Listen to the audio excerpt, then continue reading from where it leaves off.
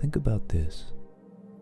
We are the culmination of 14 billion years of an unbroken cosmic evolution. And if this is true, it means that we are the universe trying to understand itself. Are time and space even possible to imagine on this scale? Let's find out.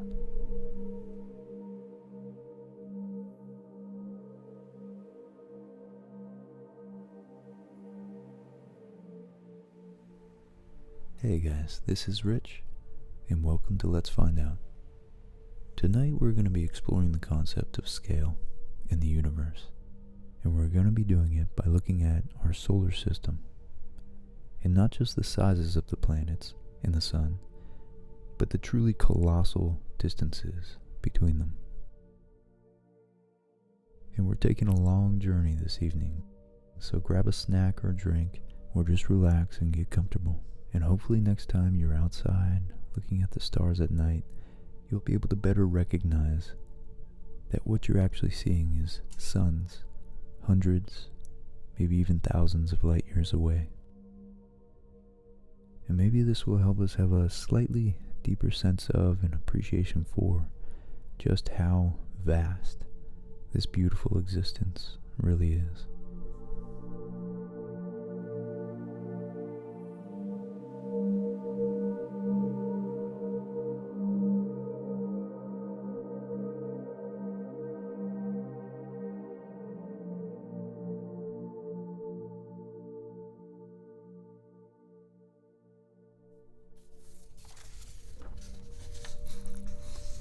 The other day I was trying to sketch out a slightly more accurate representation of the Earth-Moon system, particularly in regards to using parallax to determine the distance to the moon using trigonometry.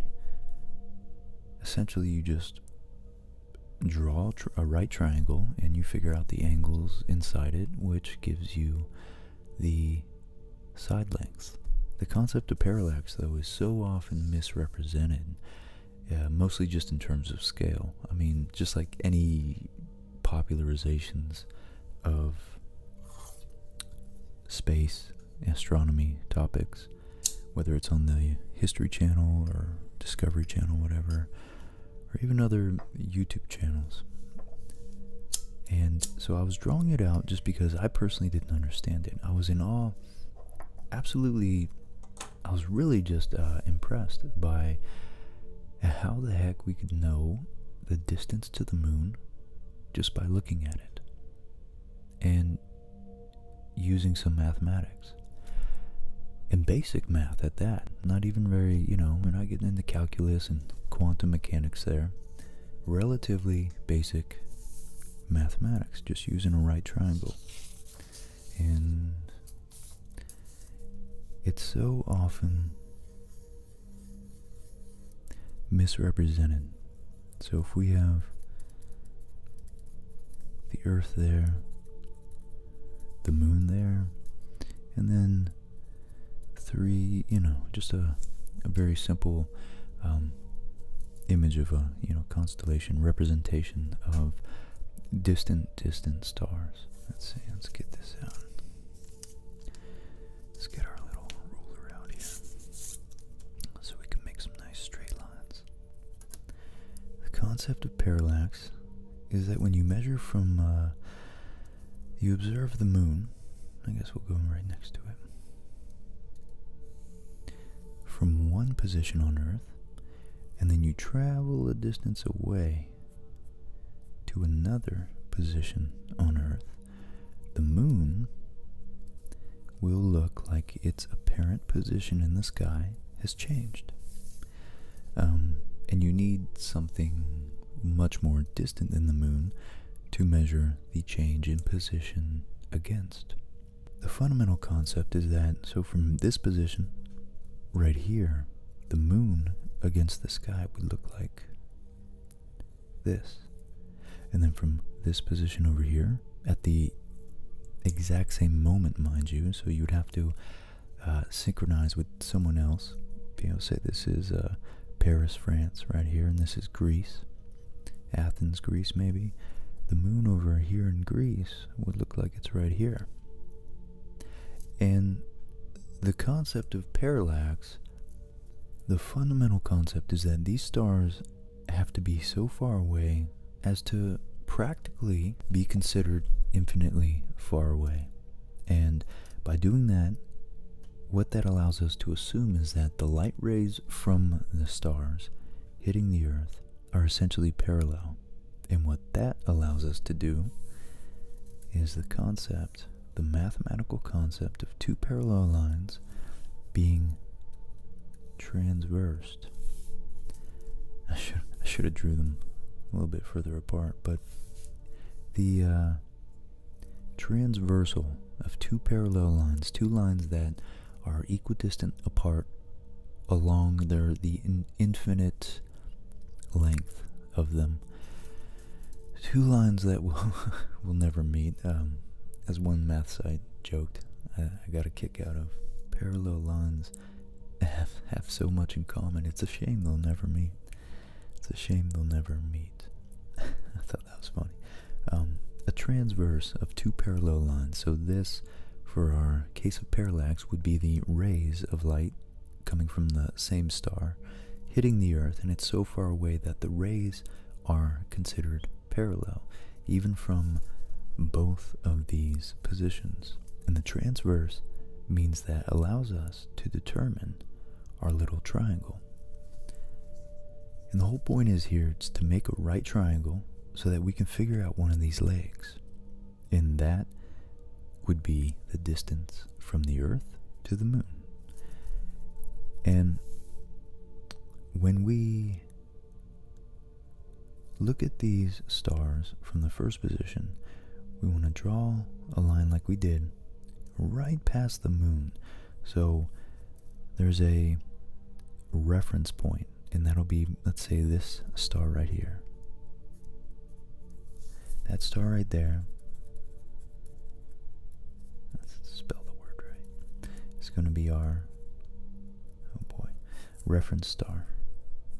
My little pen was getting caught up there. And we're going to look at that and use that as our standard of our static background, essentially, against which the apparent position of the moon has changed. So when we look at it, the moon from this point on the Earth right now, remember Greece, we'll say that's France, and that's Athens. Now these light rays are essentially parallel from the stars. And if we look at the moon from Athens, our second position, we need to observe and recognize how much it has changed position relative to our reference star. And this change in position here, or we could think of it as right here, is what we measure, and that allows us, through the principle of alternate interior angles created by a transversal of two parallel lines. It's a fundamental geometric concept. Once we know this angle we know is the same, because any line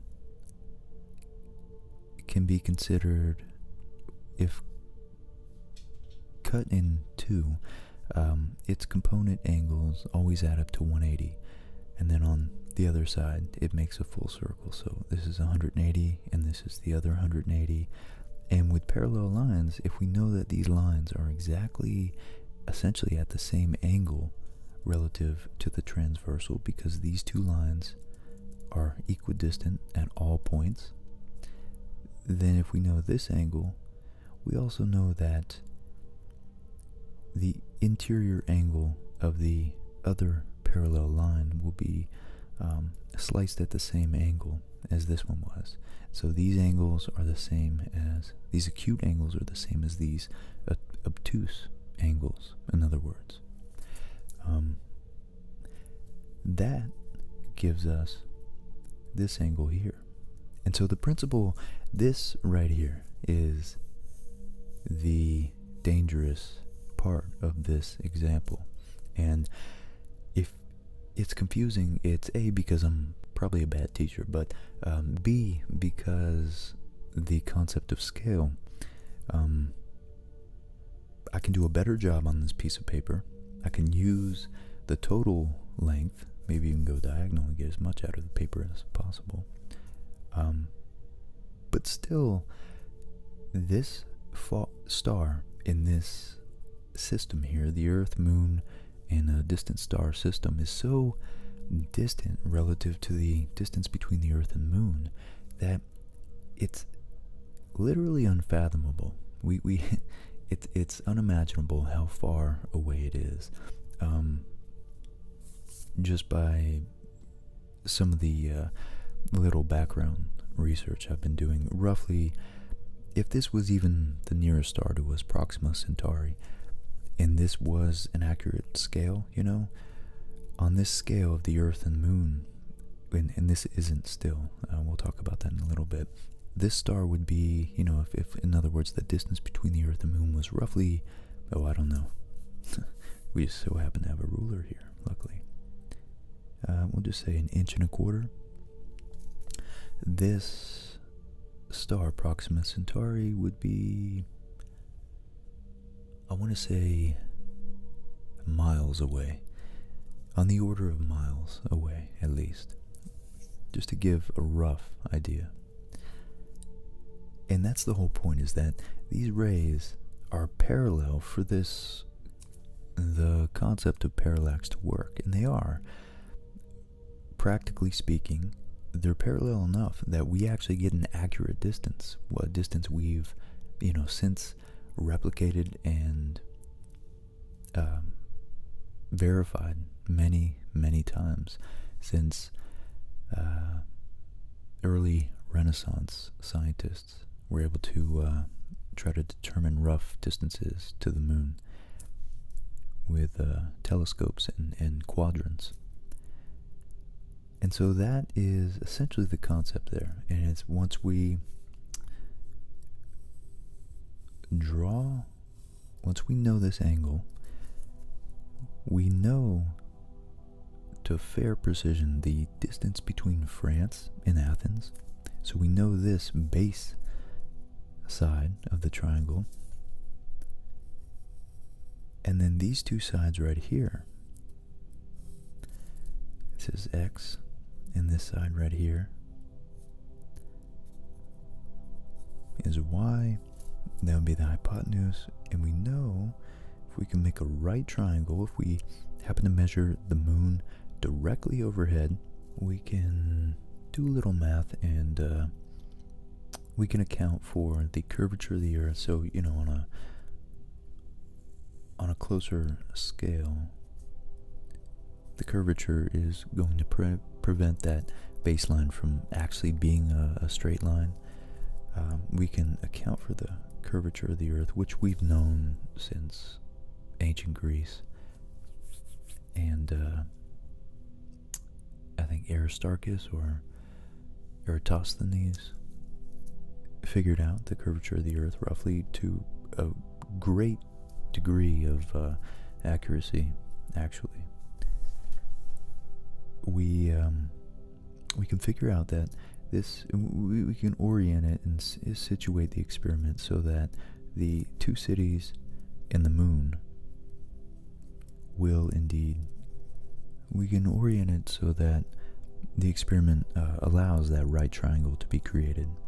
And honestly, even if not, it's not really the biggest hang up on this example, because there's also trigonometric identities and laws and principles, like the law of cosines and sines, that, with which you can determine angles and side lengths of triangles, even if they aren't right triangles. I believe by splitting them into right triangles. So if you have a non-right triangle, I believe essentially you split this triangle into two right triangles. So any triangle, in other words, you can always split and then apply the standard sine, cosine, and tangent identities to it. And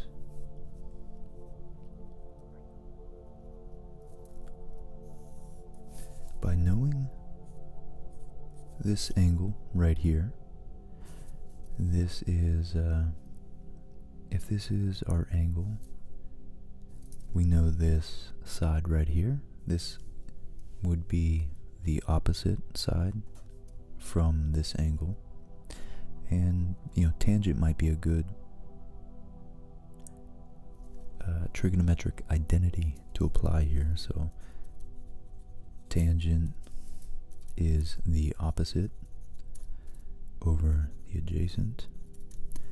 And so the tangent of any particular angle is always a ratio. If we take the tangent of this angle, it's going to always give us the same exact ratio of the opposite side over the adjacent side right here. And this would be the adjacent. So if the distance to the moon from France is our x, or our adjacent side, we'll figure that out right here by essentially saying the adjacent side is going to equal, by doing some quick math manipulation of the equation here, you multiply both sides by adjacent, divide both sides by tangent, and then you have the opposite is going to equal the tangent of that angle right there. So by observing using very basic, hundreds of years old technology to measure things in angles in the sky, you get that angle, and by two parallel lines you get this angle, and we perform the tangent of that angle to get a number, which is going to be this.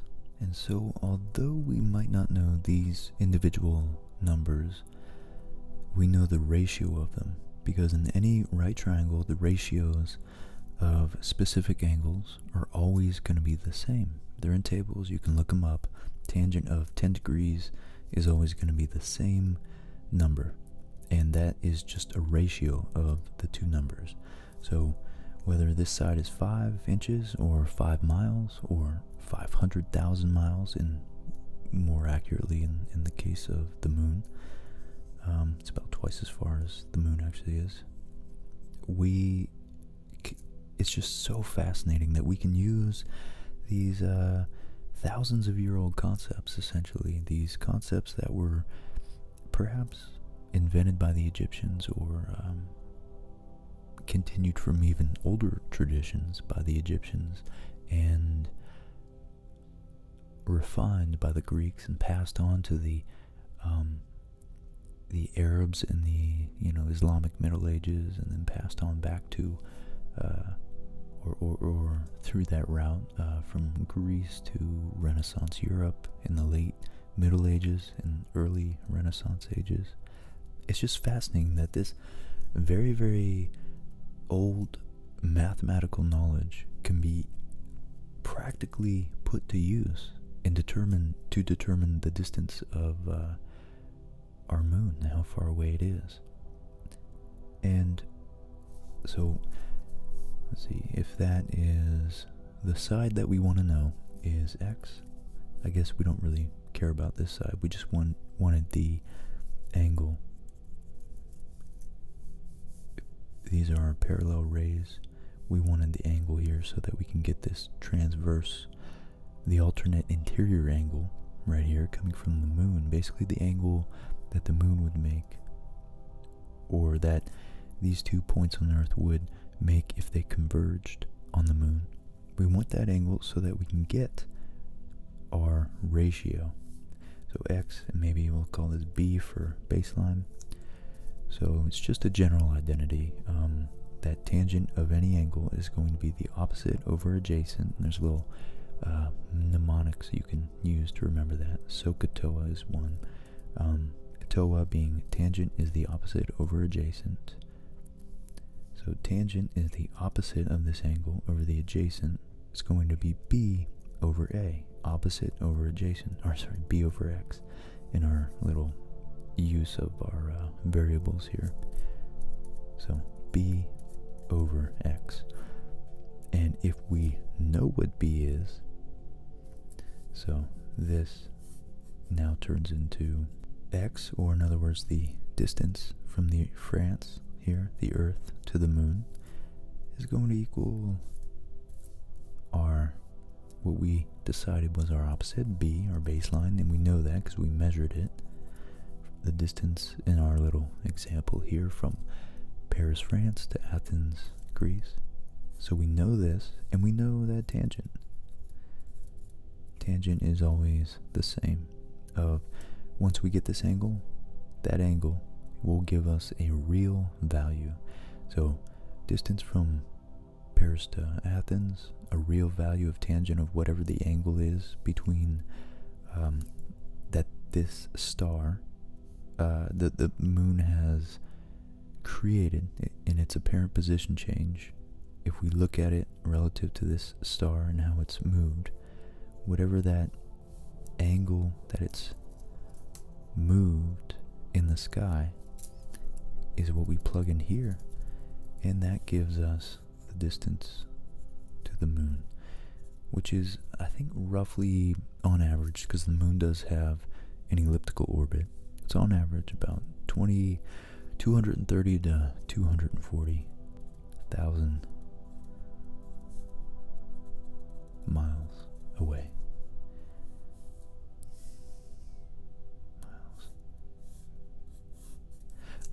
This,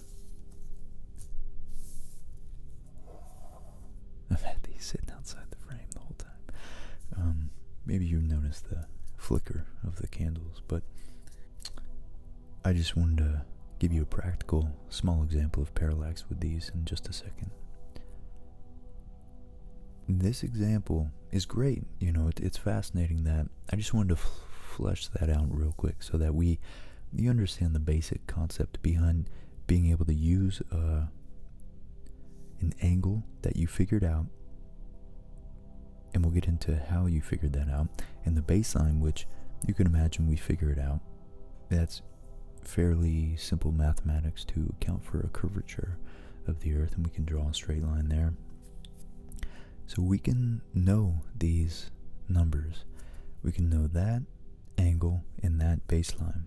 And as long as we know that we have a right triangle, or as long as we have a triangle whose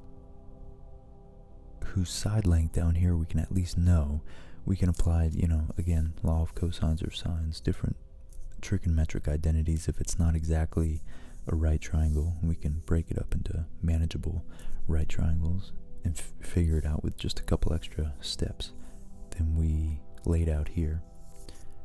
We can figure out the distance to the moon, and that's fascinating to me. It's absolutely remarkable. It's a astounding statement about the ingenuity of the human mind and the intellect, and the fact that we've since been able to develop radars and lasers and bounce them off the moon to figure out that it takes 1.2 seconds for light to travel there, and then another 1.2 or whatever to travel back, and we can, based on the speed of light, measure how far that must have been based on how long it took the light to get there at that speed, is of course a whole nother ball of wax on the impressive achievements of humankind. But if we were to more accurately, let's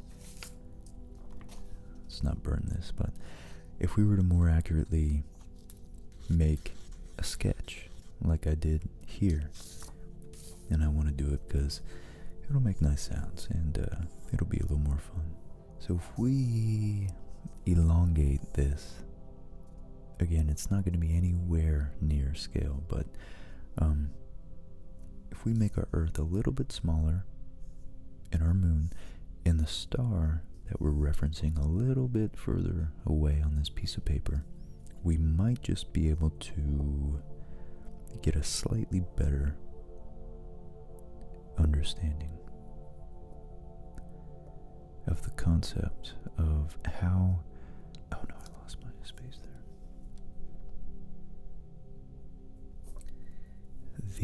How the enormous distances between bodies and the celestial bodies, objects in the universe like planets and stars, how these objects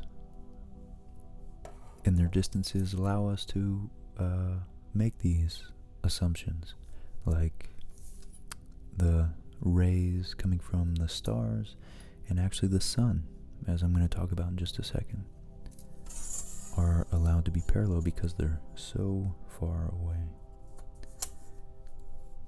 So I'm going to pretend our moon is right here.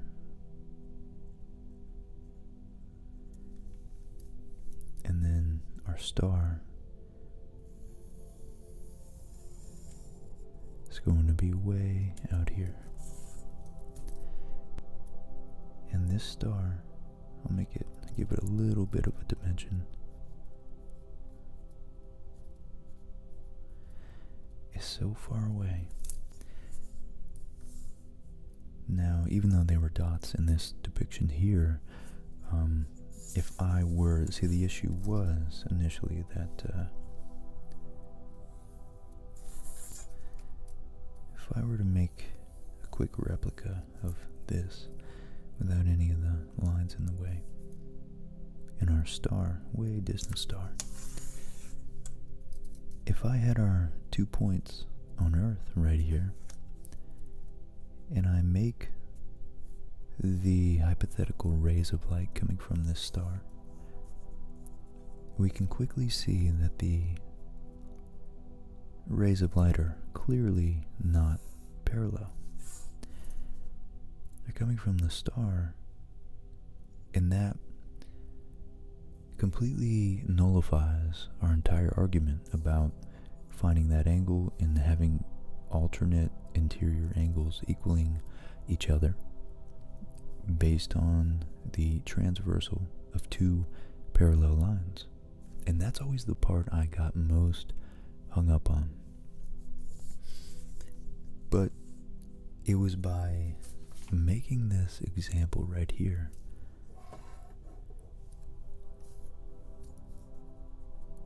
and it's just a little bit, just a slightly more accurate depiction, of course, again, nowhere near the reality of it, that it makes the example that much more clear.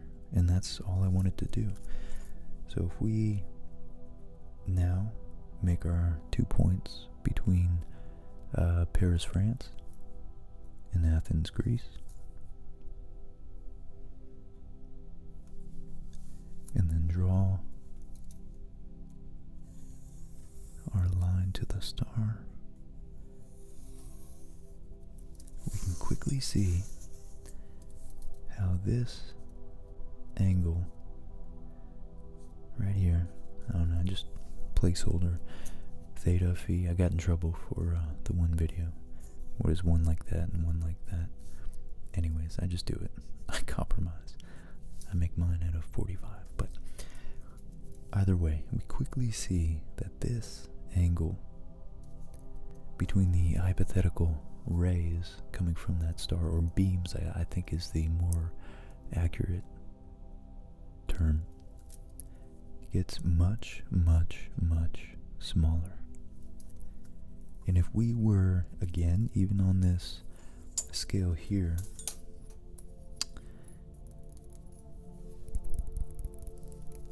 if this is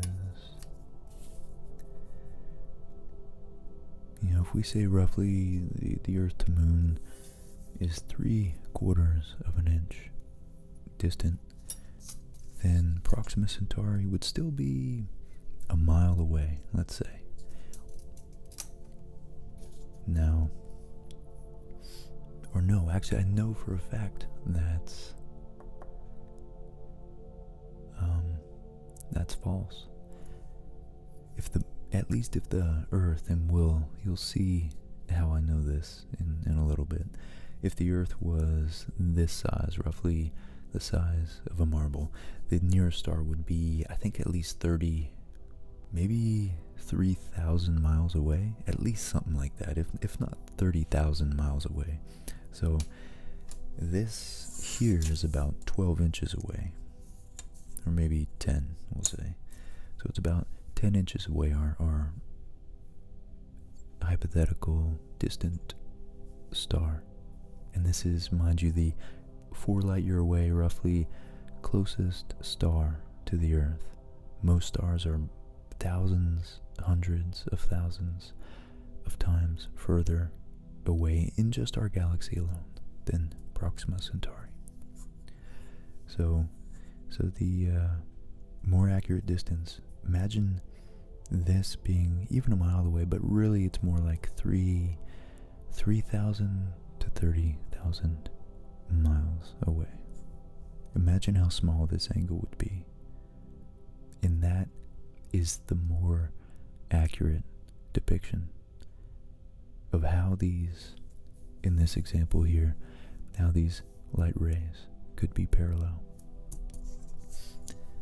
Which then, of course, makes the trigonometry in our little example here more accurate. And I used to think that the sun was a lot like this, typical radiating beams of light out.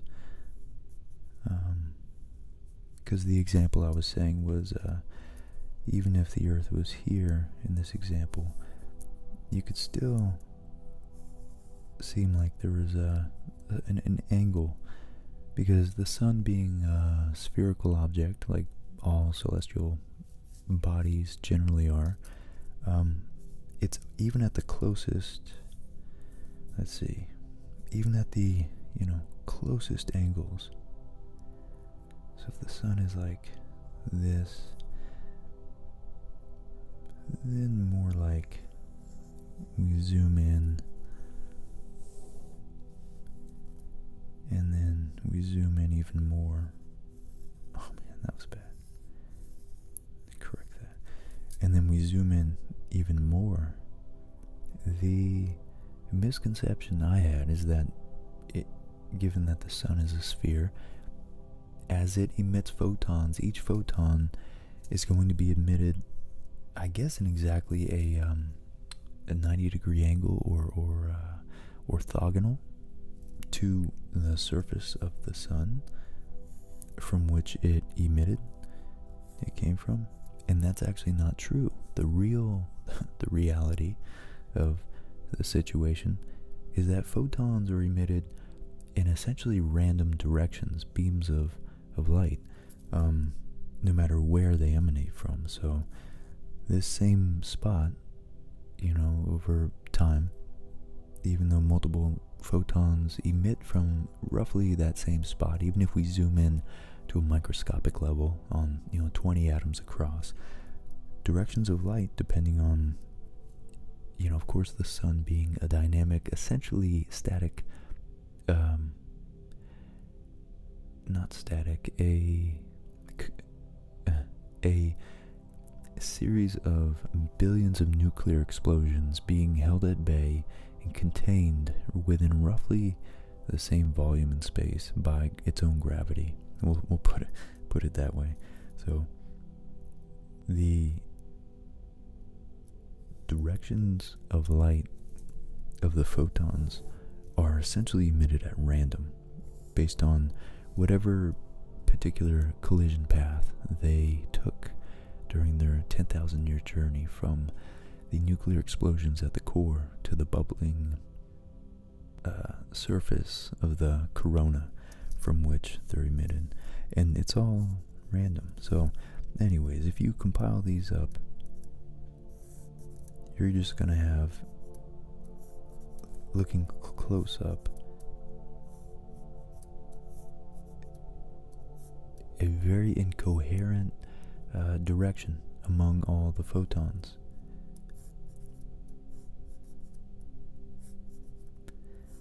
It looks pretty chaotic down here. And then as we zoom out to, a quarter or half the sun, it's still going to be, very, very, very random.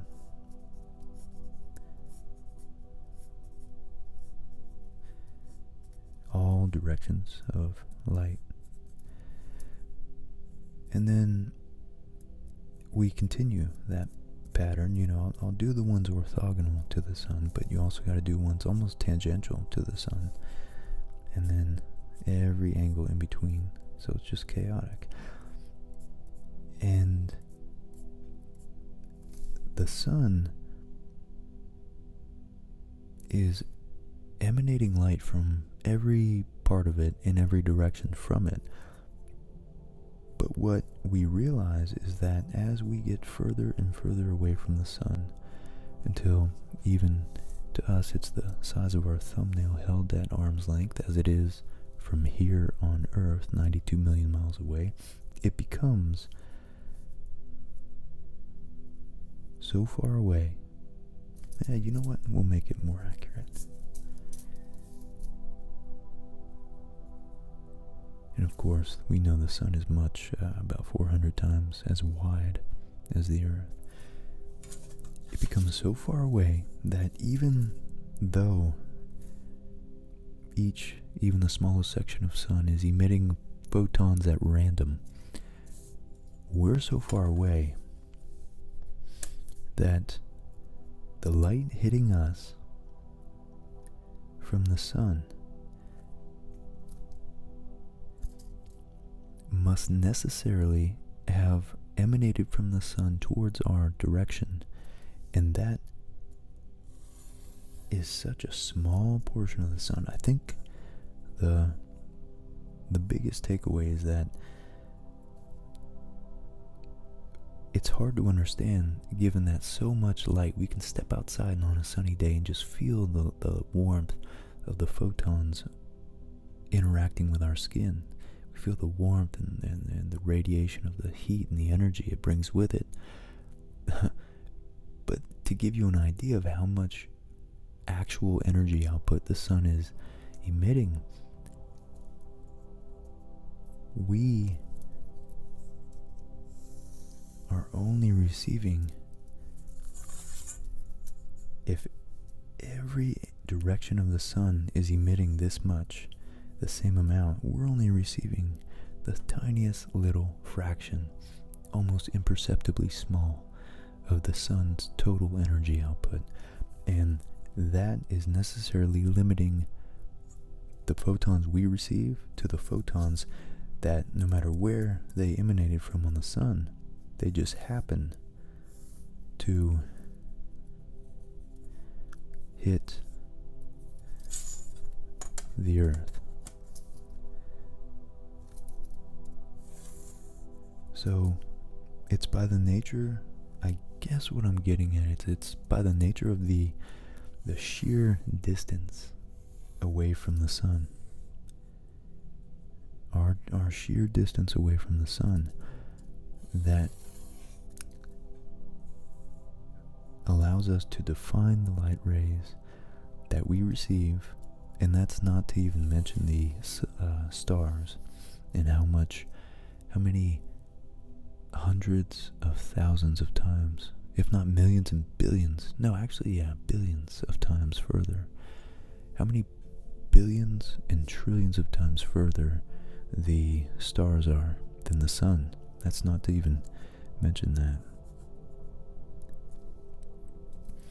We're receiving such a small infinitesimal fraction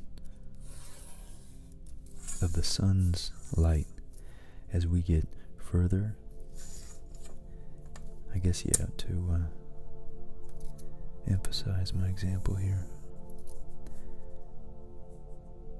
In each of these little diagrams, progressively zooming further and further out from the sun, these are the farthest possible distances that on the sun from which, between the photons that also happen to hit the Earth. And as we zoom further and further out, essentially we're pulling the Earth in these examples further and further away. Because if we're this zoomed into the sun, the Earth must be really close to be right here. So in each one, successive little, diagram here, the Earth is further and further away. And think about how much other radiation is emitting into space and never even being captured by our planet, let alone the other planets or other stars even, that's how we see galaxies, is by the starlight that's left over, that has made it out after it's been absorbed by all the gas and different stars and planets within that galaxy. And so all we're seeing is the light and there's plenty of it, because it's emitted in all directions very intensely all the time for billions and billions of years.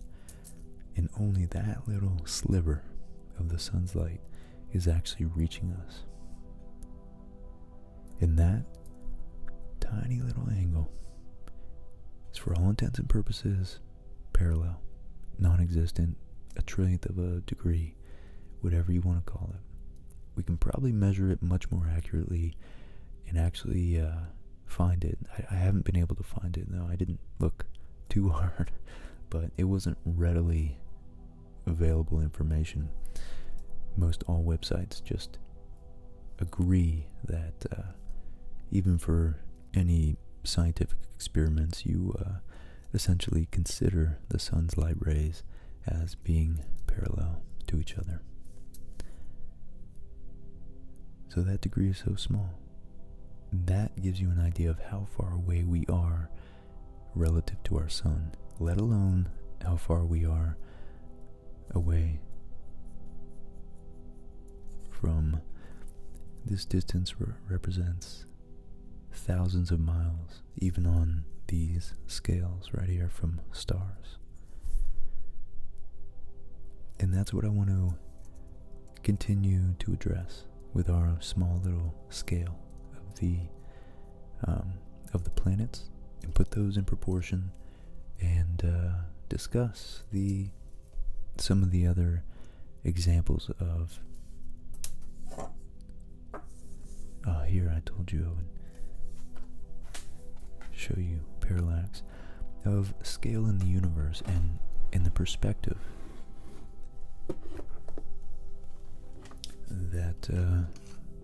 that it lends us to really think about just how far, and consider how far and how small we are, and how far apart we are from other planets and stars, let alone galaxies, like not to even mention galaxies. But right here, if we consider this, and if we, let's see, I'll try to hold it right here. And so if we look at one spot right there, and we move our position over, we can see, if we hold the moon, the red little envelope opener, we hold that stationary, and we change our position with these candle stars in the background, we notice that if we consider they're far enough away where they won't change, they'll be in the same position, because relative to how far away they are, a small shift on Earth is inconsequential. And the moon is close enough to change its apparent position in the sky. So, I just want to talk about the reality of the enormity of scales of the universe, and specifically the solar system, but we'll talk about some other concepts I've ran across too as well, dealing with numbers and size and time and distance.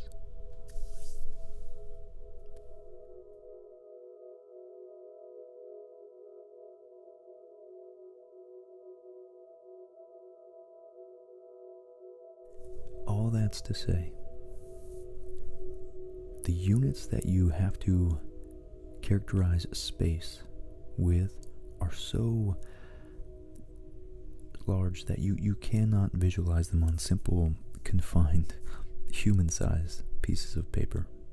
And astronomically speaking, geologically speaking, even, our lives and our size are so finite and small that it's really worth doing a simple exercise to understand our scale and the true perspective that would show us our actual, places, our positions, our status, at least along those dimensions in the universe.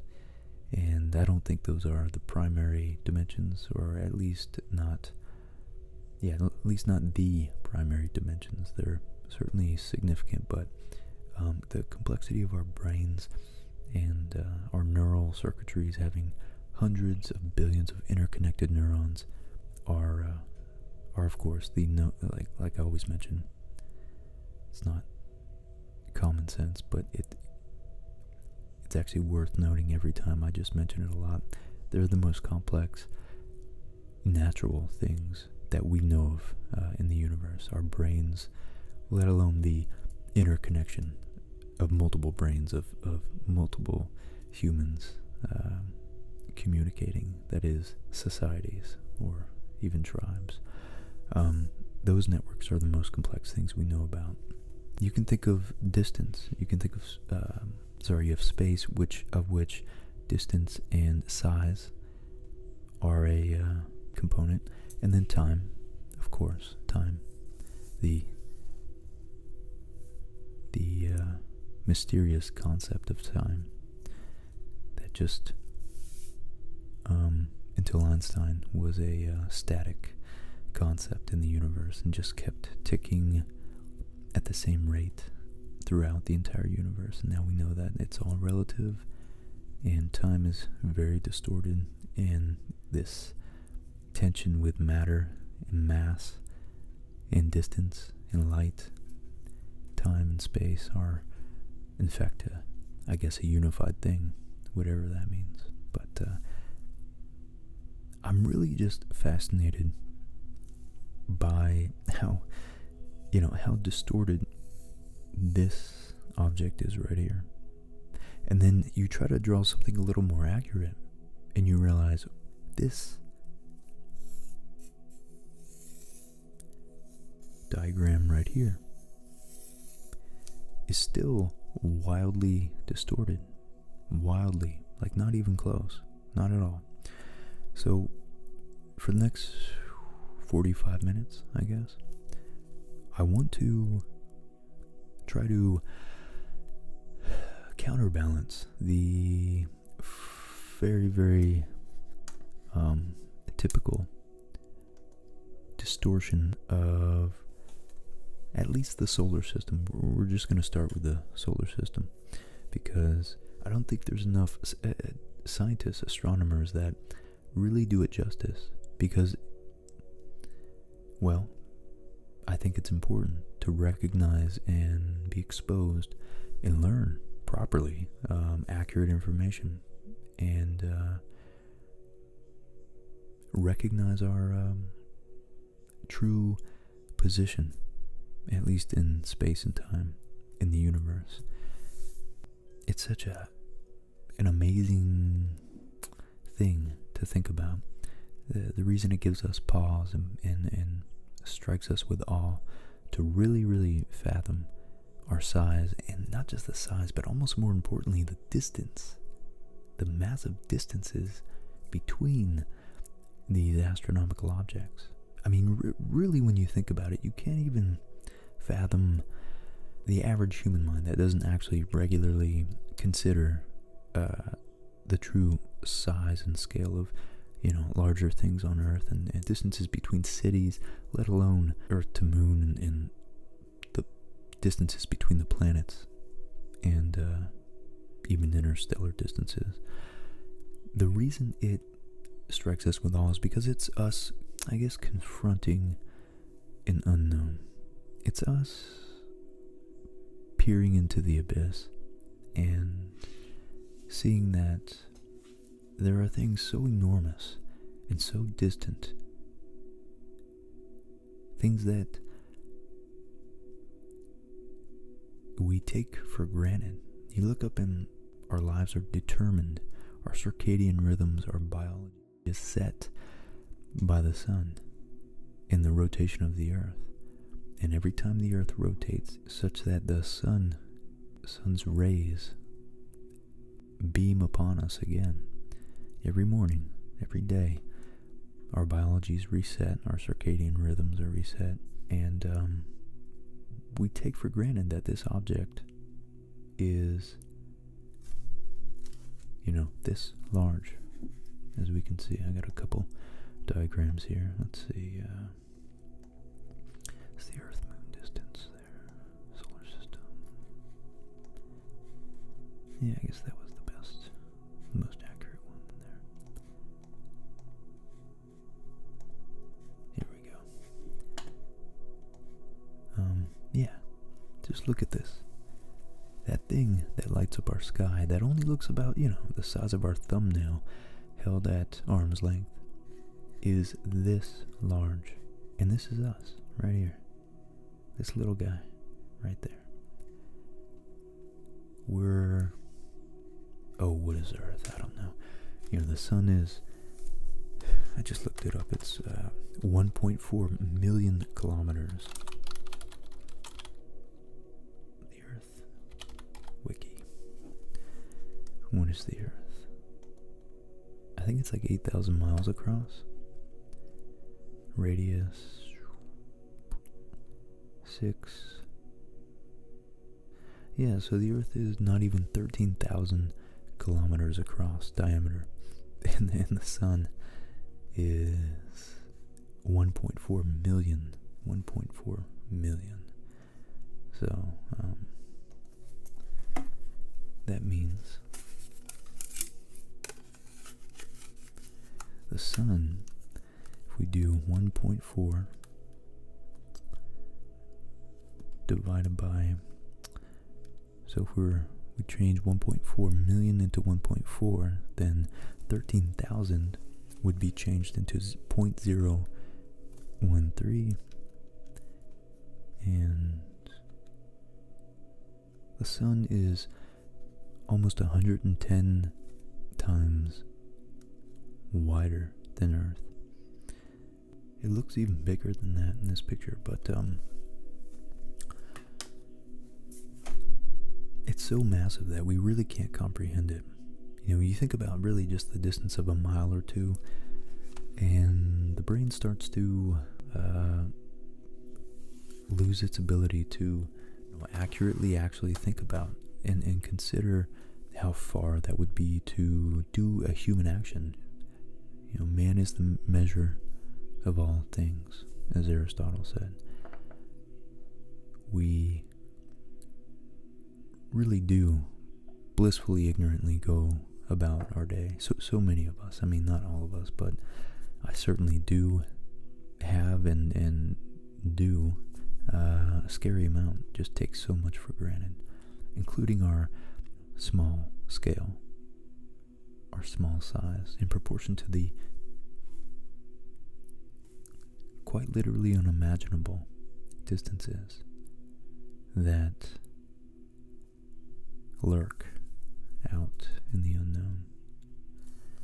The reaches, the cold, inhospitable, very, very inhospitable reaches of space.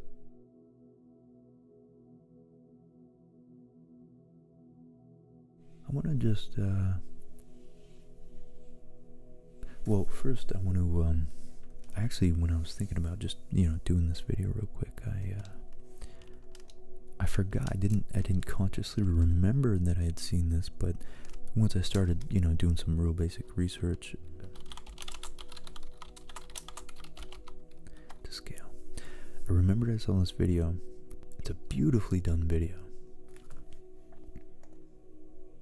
Okay.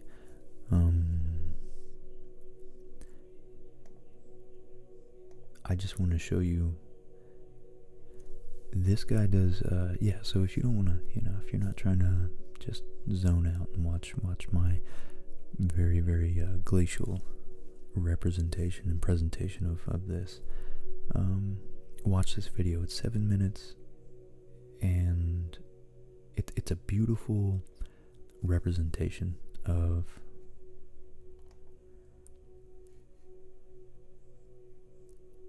perspective, really.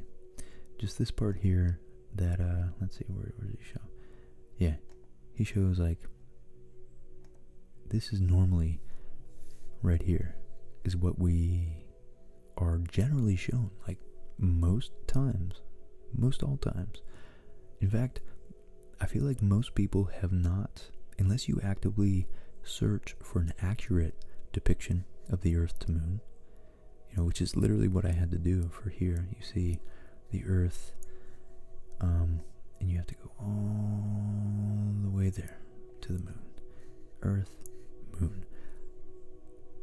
It's actually unimaginable how far the moon is. Again, it looks, we have no judge of distance. By looking at the moon, we don't know its size, we don't know its distance. By looking at it without using very, very clever tricks and innovative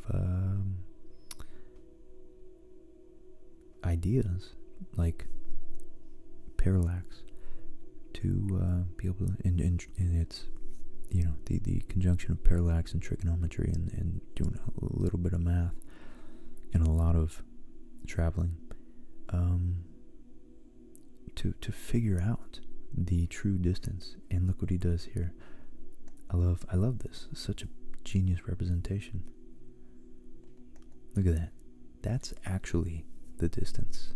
It's obviously just a approximation, but that's much more accurate than what he had previously there.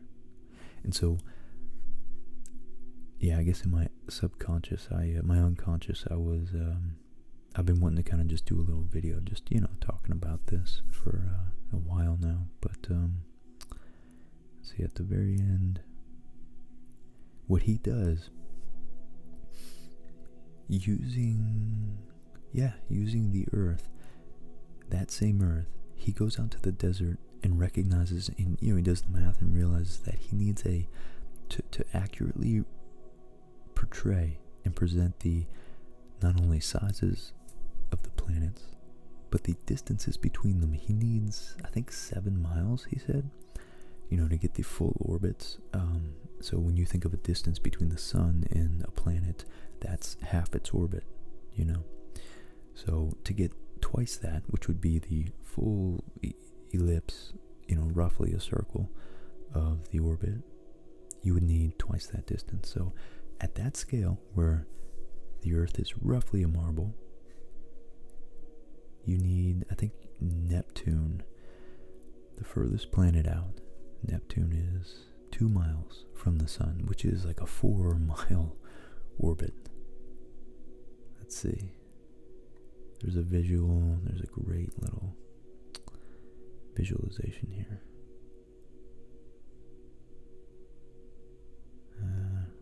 Is that it? Yeah, 1,000 feet from the sun to Mars. And just wanted to show you what the sun would look like if the Earth was a marble. I think he has it right here. Yeah, there's a better version of it. I don't know. I highly recommend watching this video. It's excellent. I don't want to get flagged for copyright usage. Is that it? Yeah, it's clever. So anyways, at the very end, he shows the truck driving away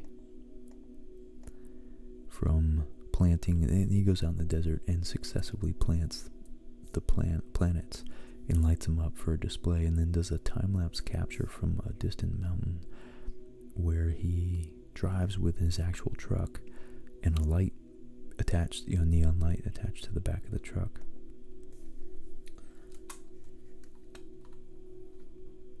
Let's see if we can get this.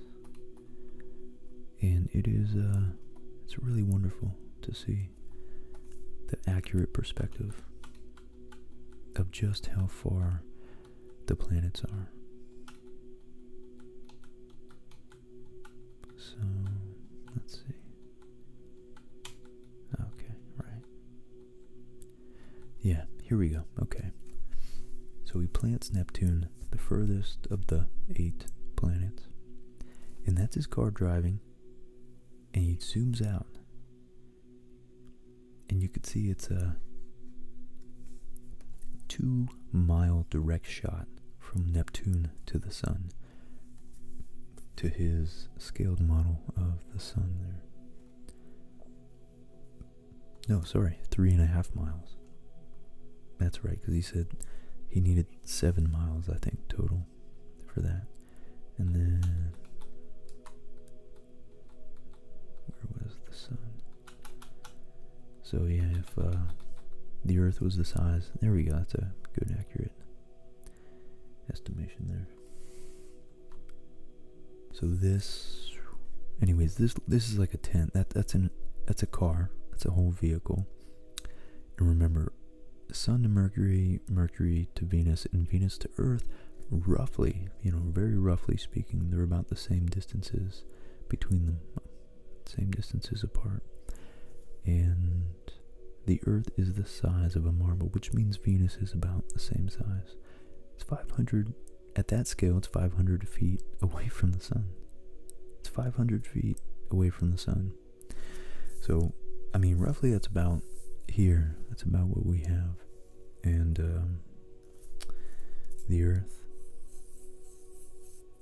would have to be, I would need 600 feet to draw an accurate diagram of the Earth to the sun right here. And I don't have a desk that long, or a house that long for that matter, or a yard that long. That's funny. Yeah, I need to go about 6 or 7 houses down and use one of their desks and draw a sun about the size of my desk, I guess. Which is, let's see, the field of vision. It's about 4 of these distances right here between my hands.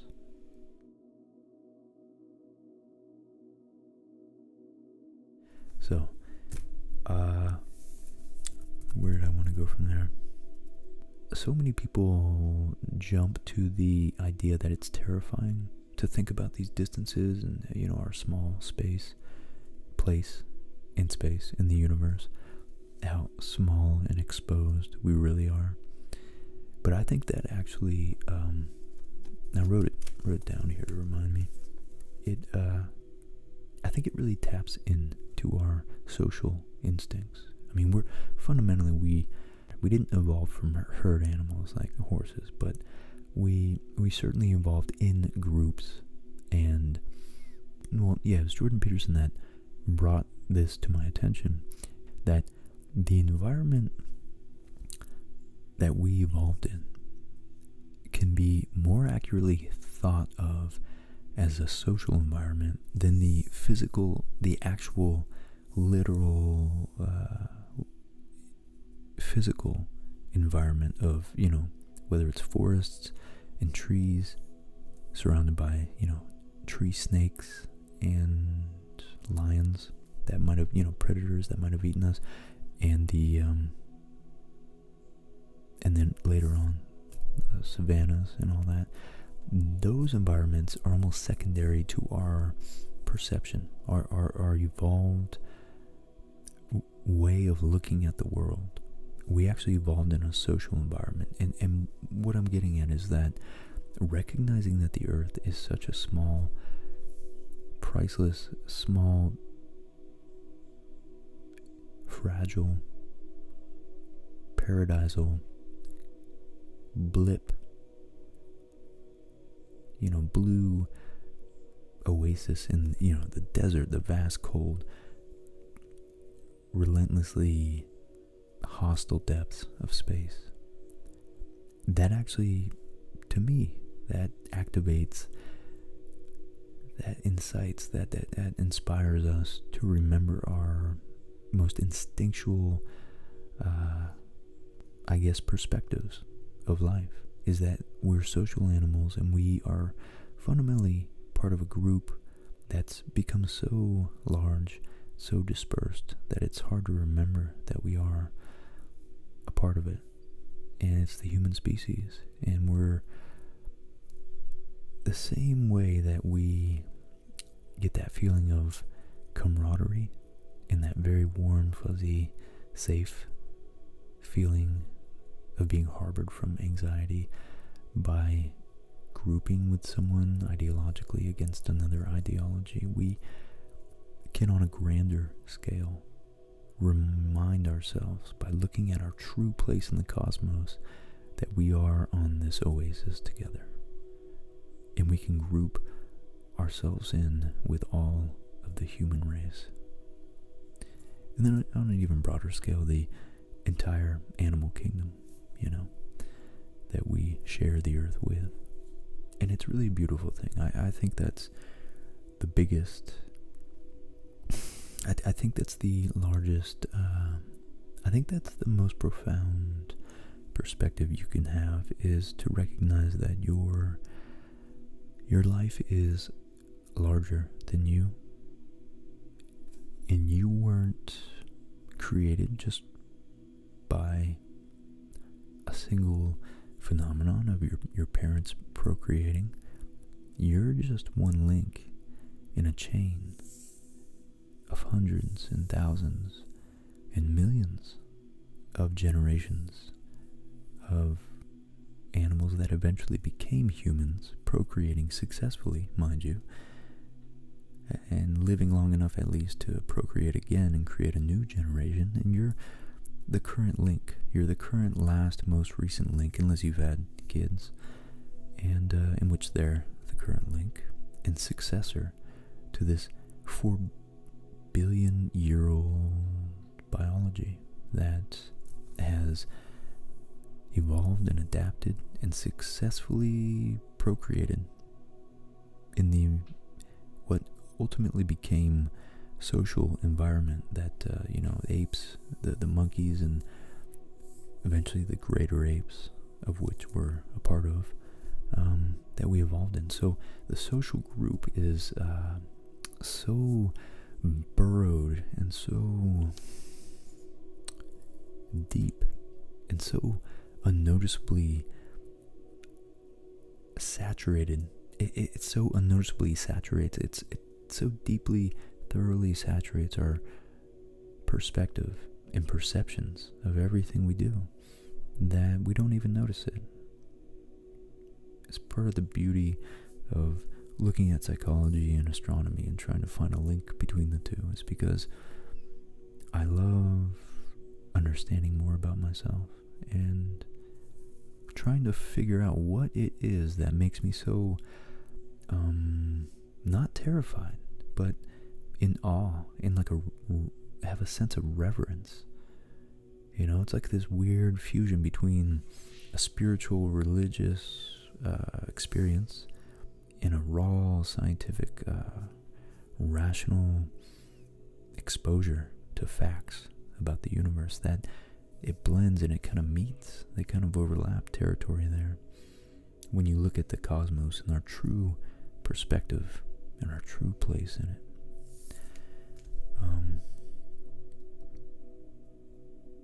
I think fundamentally I wrote that the scale that I want to convey, that I will eventually get to in just a minute. I think that what it boils down to is that it gives us a perspective so grand and so large that the similarities of our circumstance outweigh our differences. And that's all. That's really what I wanted to get at.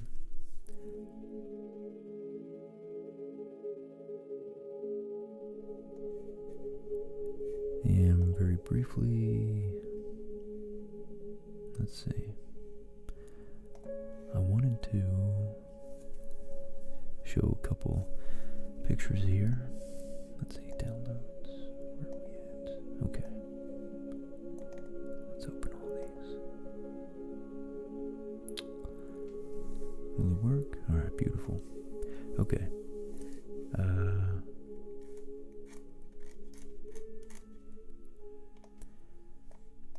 Some other things briefly that I wanted to point to when we're talking about scale and perception and things that we encounter that we probably have a skewed, distorted perspective about.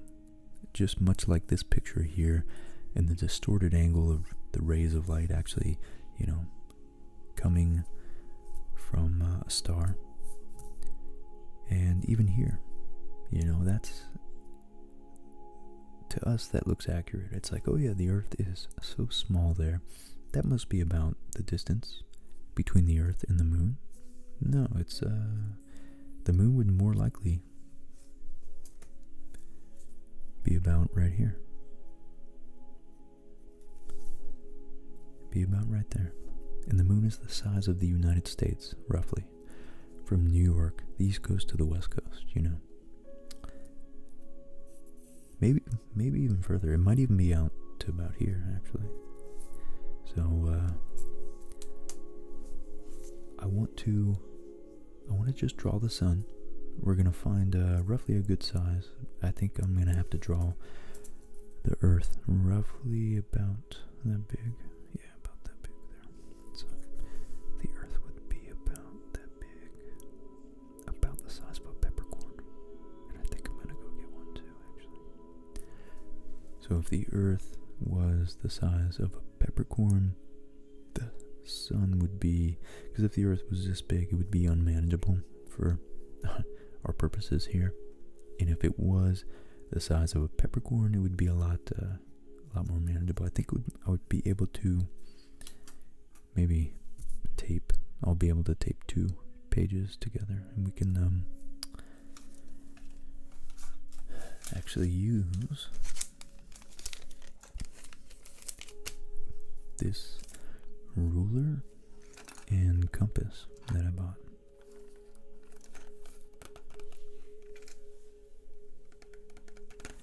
I want to draw some circles and make some straight lines. Alright. I just really want to emphasize how often we go through life without recognizing the true scale of things, and the true and it works on, again, like with data, information. It works with time. It works with population size, and things like, I'm going to talk about, I only have 8 of these, but these were actually really interesting to me. This guy, John F. Miller 86, says 78% of Americans don't even use Twitter, so that means 22% of Americans do. 10% of all tweeters create 80% of tweets. That's something called a Pareto principle, a Matthew principle, a Price's law, where a small, generally you can generalize it as the square root of the number of people in a system do half the work, roughly. And so 10% of tweeters create 80% of all tweets. So you got to remember that there's perhaps fruitlessly industrious. I don't know, is that an oxymoron? At least busy. bunch of people, small subset of users, and I'm pretty sure this applies to all social media and all social institutions, the small, loud group who are feverishly working away at their little, pet projects are the ones who often make the most noise. Yeah, and I said, so there was 2% of Americans create almost 80% of tweets, less than 2. That's very, very, very generalizing here, but, roughly that's what that means, is that, and I got that because 22% of Americans use Twitter, if 78% don't, and then 10% of those people, and I know this is talking about globally here, so, maybe we can generalize that 78% and say roughly 80% of people in any given country don't use Twitter. And I know that would be very unscientific of me to just make generalizations like that, but we're just trying to talk about scale here, roughly. I just like the perspective. 2% of Americans create almost 80% of tweets. 2% of the maybe global population. 2%. It's amazing. And it's important because we don't act like that, We don't act like we're just hearing from 2 out of every 100 people. And then even further,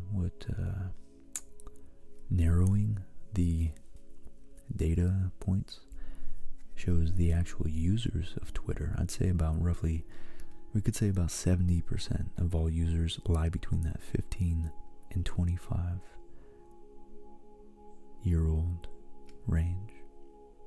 So that's most of the people you're hearing from. So of that 2% of Americans, 2% of the population, online, that are creating 80%, probably, 80% of those. Again, that law, it's weird how it applies across all scales. 80% of those are probably people between 15 and 25 years of age.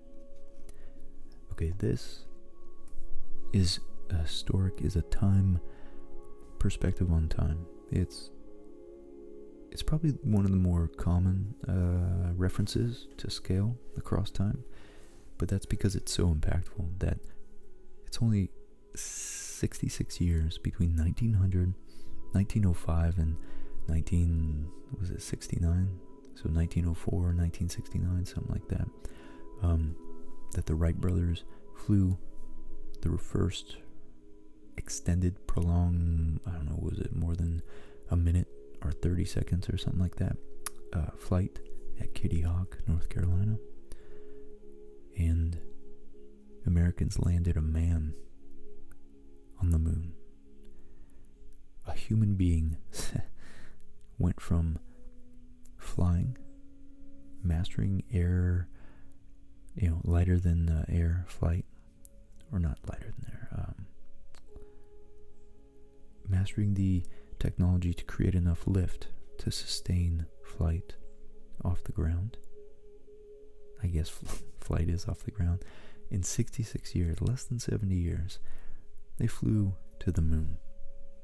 And let me remind you, the distance to the moon. Where is it? Right here. This is the distance to the moon.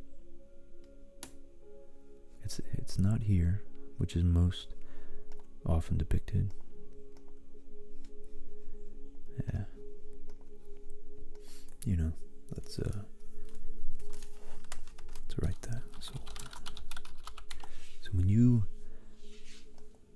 oh, come on. My wireless keyboard doesn't want to work. There we go. Fell asleep on me. I guess that's pretty fitting. Oh, it's so delayed. That's annoying. That's really annoying. And you can just have a wired keyboard. solar system. So look at these images. And that's what this, the other guy from To Scale, he did at the beginning of his video, but I don't want to just record his whole video. But yeah, look at this. All of these images, every single one of them, they show, again, for practical reasons, I'm not judging, I'm just stating a fact that we, and these ones, the planets are even on top of each other. You aren't shown, even this one, it deceptively, looks like it's a little more accurate. And the Earth right next to the moon. And then this one, even,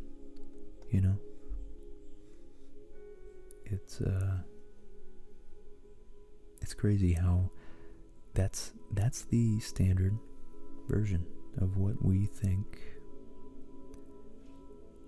Yeah, I mean, I'm sure everybody understands that they're not that close, but they probably have no idea how much further the planets are apart from each other than that. So, anyways, to finish, where are we here? Our little romp through Twitter, the scale. Scale's represented on Twitter. This lady here, Chloe Baldery, she went camping for the first time this weekend with friends. Prior to this, I was ignorant of the Sisyphean task of collecting enough firewood to burn every day and every night through cold, rainy days in order to keep warm. Imagine our ancestors, how petty we sometimes are today. Yeah. Yeah, it's, I don't know, it's very humbling to remember how much work it actually is to survive. And that applies to scale because the scale of society allows us to specialize and have engineers that aren't just good at building things. We have engineers, we have nuclear engineers, we have electrical, we have industrial. Within any given endeavor, infrastructure development, we have multiple engineers taking care of multiple components, or of particular components of that particular endeavor. It's just amazing the scale of society and what we're able to accomplish together. Here, from 1950 to 2020, last 70 years, another 70-year leap was infant mortality around the world. And this was deaths per 1,000 live births. And so we have black, dark red, light pink, and white. The black regions, or the really, really dark red, I don't know, it's low resolution, I can't really tell. You could see in so many parts of the world in 1950, higher than over one quarter of all births, over 250 out of every 1,000 live births died as an infant. And now, I don't see one nation that has that high, or even anything over 100, even anything over 1/10 of births. So it's just amazing the progress. Uber Boyo, I've shouted him out a little bit. He's an interesting online presence creator. He says the 100-year war between England and France is what drove them to becoming organized nations. If you can rise to the challenge, the stress being placed on modern Westerners will shape us into an incredible new force of originality. Always think optimistic. Again, it's sort of the impetus for making this video, or at least me being interested, is, just part of my general perspective is the respect for perspective. It's a meta perspective, I guess. The more I read and realize I don't know, the more I value multiple perspectives, and the more I revere and respect people who are able to take a more sophisticated approach to any given problem, specifically or especially social problems that are always multivariate, always more than just one single thing that you can easily point to and say that's bad, get rid of it, and everything will be perfect. Everything will be so much better.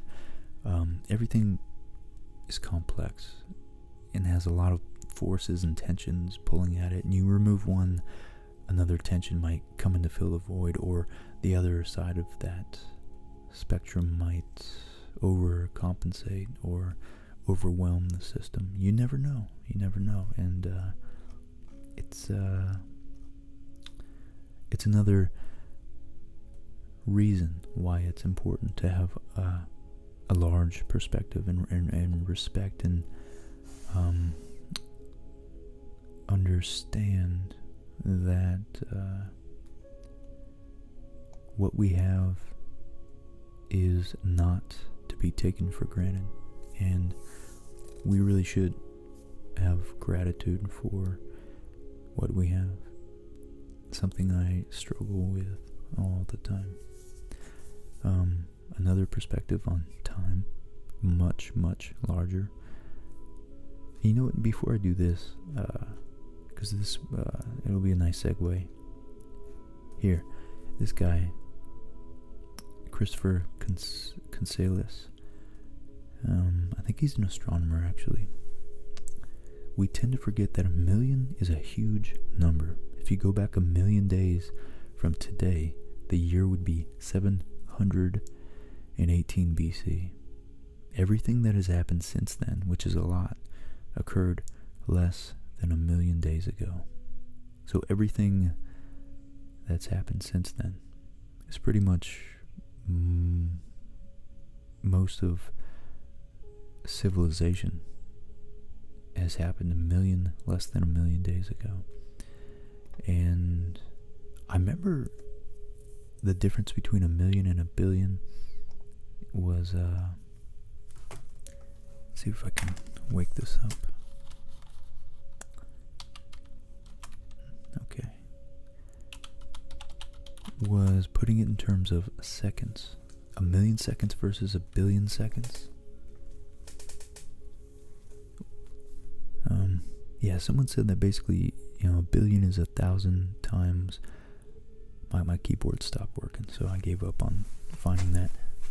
I think it was like 1,000,000 seconds versus 1,000,000,000 seconds. 1,000,000 seconds is like 20 years ago, 20, 30 years ago, and 1,000,000,000 seconds would be 1,000 times that.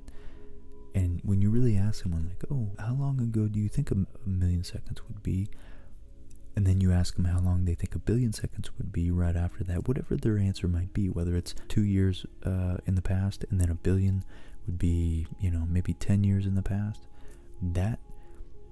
It's the perception of the closeness in relation of those two values that needs to be corrected, because we're surrounded by these large again, time and space and complexity. It really, really pays to understand the significance between orders of magnitude. Especially with time and productivity, it really pays to recognize that incremental progress can radically change your life and your lifestyle and your, even your abilities, your skills, and your place in life in just a year. If you diligently practice that, and it really helps to motivate yourself to recognize the veracity, the reality of incremental gains. If you just do 10 push-ups a day, every day for a year, well, not only by the first month you'll be easily able to do 20, 30 push-ups, but by the end of the year you'll be doing 100 push-ups very, very easily. And it doesn't seem like that, but if you understand the I guess, the concept of exponential growth. And by understanding differences between orders of magnitude, that helps you understand and really, what's the word I'm looking for? Really comprehend, really wrap your head around, really take to heart and truly understand, I guess, is really in the truest sense of the word, to understand it, to be able to stand under it and grasp completely what that means, to recognize the difference between a million and a billion. If you can't do one push-up today, the visualization, the fantasy, the idea of you doing 100 push-ups in a row is so out of your realm of imagination, your understanding of what could be, that you're inhibited from even trying towards that goal. And that's my point, is recognizing the difference between a million and a billion, and that a million seconds is about 30 years ago, and a billion is 1,000 times that. It's not 100 years ago. A billion seconds would be, if given a million seconds being about 30 years ago, a billion seconds would be 30,000 years ago. 30,000 years ago. And that's the same thing. If you think about what a kilometer is, or even, let's say, 10 kilometers, that'll help my point. Yeah, 1,000 kilometers is, it's roughly, 600 miles? I think we can somewhat understand that, because that's about the distance most humans with a standard car could travel in about,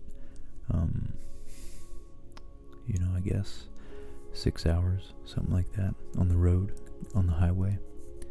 You could travel 1,000 kilometers. And if we increase that 1,000 times, that would be 1,000,000 kilometers. And so if you think about the time it takes, 6 hours roughly, and we increase that 1,000 times, 6,000 hours. 6,000 divided by 40 hours, 150 work weeks. That would be the time it takes. No, let's multiply that times 150 million. That's the distance to the sun from the Earth. So it would be 22,500 work weeks if we drove. If we had a really slow spaceship that traveled at the rate that a standard, highway speed limit is, it would take almost 23,000 work weeks to get there, to the sun from the Earth. So, anyways, the last two I just wanted to show you here was, in the same vein, the Tyrannosaurus Rex is actually closer to humans, 65 million years ago, than the Stegosaurus, 77 million years before the T-Rex, the Tyrannosaurus Rex. And I think that's like Cleopatra and Caesar and Jesus are all closer to us in history than they are to the builders of the pyramids. So to them, the pyramids were already older than we perceive, those figures of history, Jesus and Caesar. Even really anybody from written history, to be from the modern era.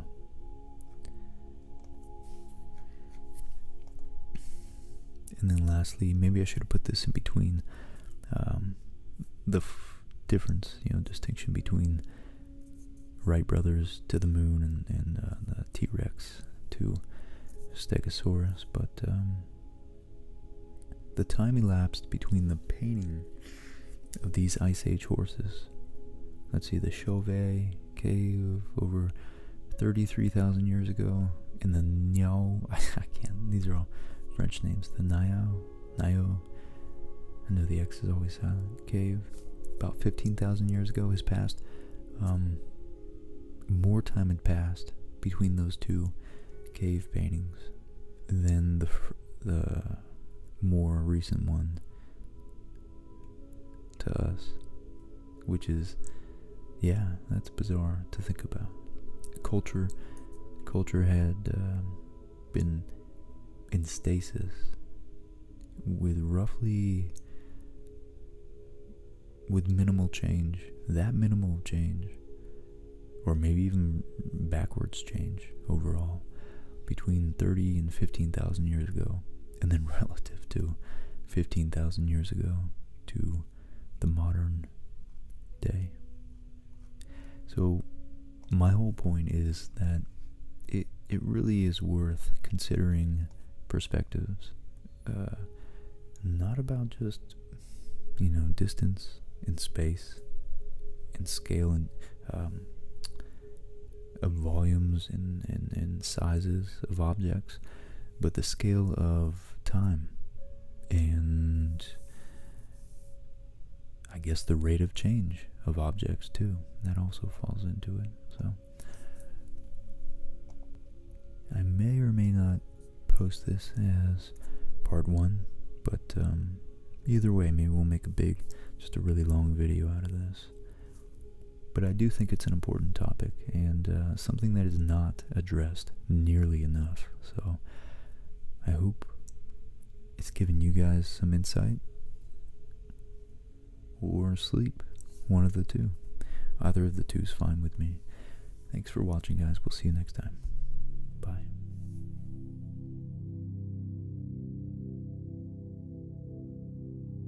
So now let's introduce some items. Let's get some ASMR sounds going on here. I have salt with sea salt in it, slightly larger kernels than the average table salt. We have peppercorn grinder here with whole peppercorns in here, and I think we're going to make Earth the size of a peppercorn to be able to draw the planets in the sun. The sun's kind of the limiting factor, because if you take a peppercorn, the sun is 1,000 times, or 400 times larger. So if I stack 400 peppercorns up, I think the sun still might be kind of unwieldy, but at least we can sketch a portion of it, at least. I have some tape for the paper, taping the paper together, specifically to draw the sun. We might try to, obviously we're not going to be able to do the distances. I think the sun would have to be the size of almost invisible. It would have to be microscopic, or the maybe the sun, but the planets. I think Jupiter might have to be this size for the sun, for the distance. I don't even know. I think maybe if Jupiter was the size of a period, then the distances between maybe Earth, Mercury and Venus, Venus and Earth might be manageable within this frame, but we're not going to be able to do that. So we'll draw the planets to scale, and then we will talk. We'll talk about human scale objects and distances that the lengths, I guess, that the planets, interplanetary distances would be equivalent, analogous to, I guess. So I have a little box cutter that's somewhat round. A dog tag. The dog tag, Ernie's old dog tag from Miami there. I have some sticky post-it notes that we can, I think I might draw the planets and then cut them out so that we can move them around. At least the inner terrestrial rocky planets. And very briefly, I wanted to take the camera out of the holster real quick. My audio is gonna dissipate a little bit, but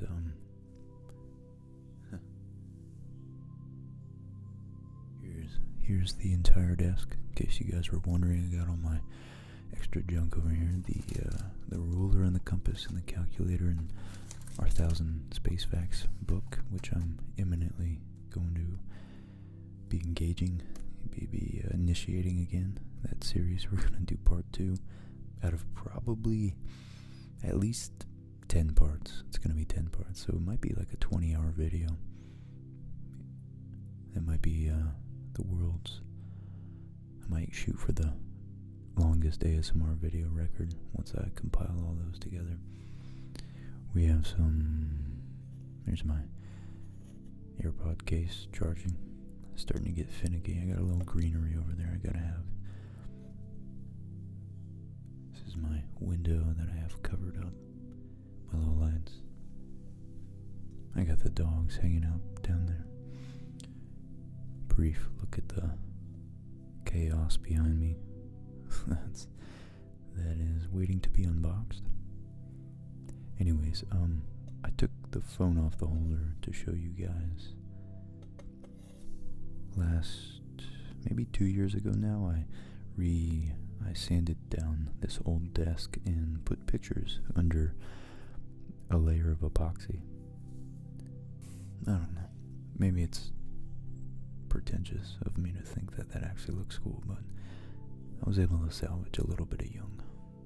You know, maybe the dissipatory nature of psychology, of the mind, of the psyche. I don't know, I just like that a lot.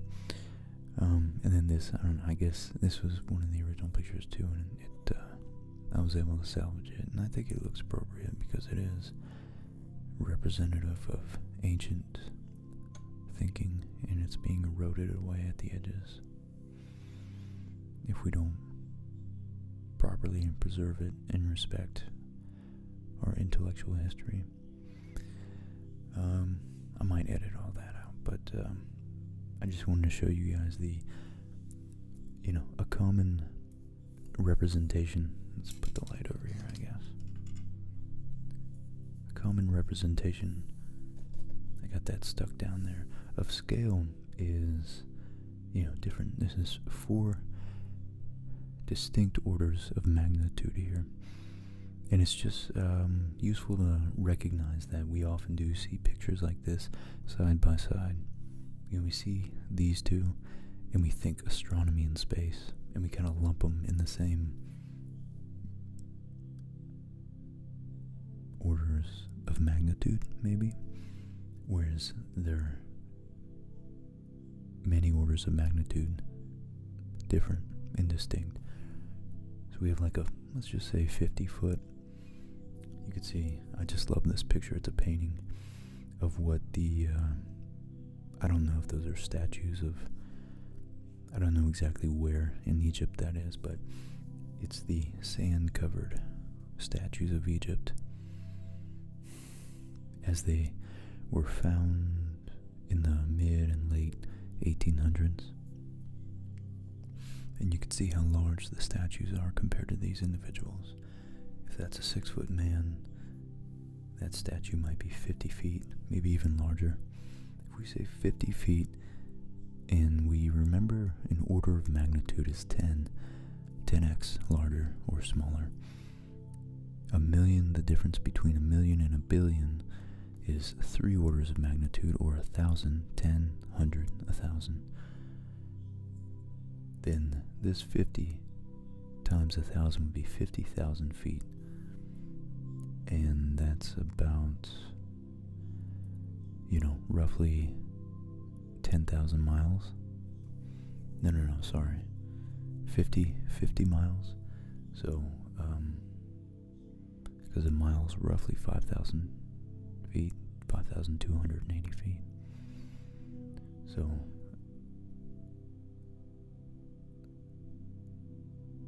$10 miles, I guess.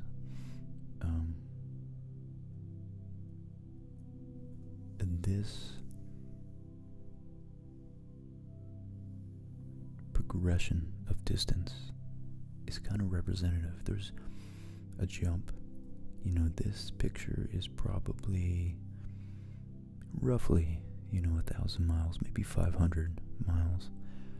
So it's about 50, maybe this picture of the Nile from space is about 50,000 times the scale of this.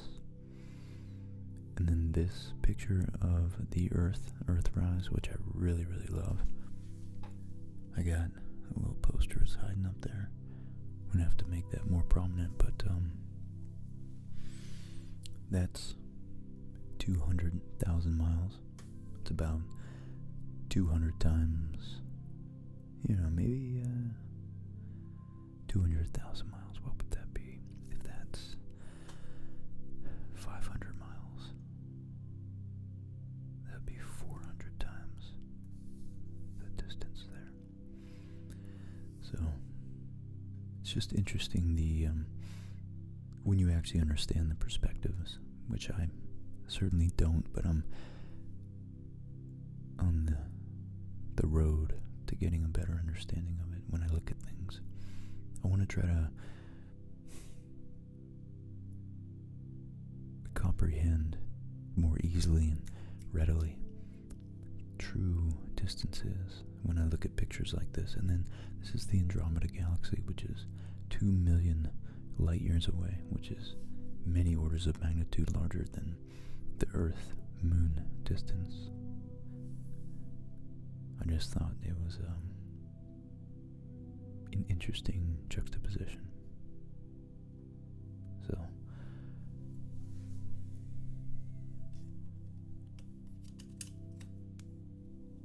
I think the best way for me to learn a lot of times is to comparative learning. I don't know, I just think comparing things is one of the best ways to learn, because everything is relative to other things, including words. We define words as they become more abstract and less literal, like a rock, wood, tree, natural, nouns. We define words using other words in their relationship to each other. And that's what I want to do with this, is because we can't directly access the planets other than by looking through a telescope or looking at them as points of light. Maybe Venus and Mars look a little brighter than other planets. And with the telescope, we can start making out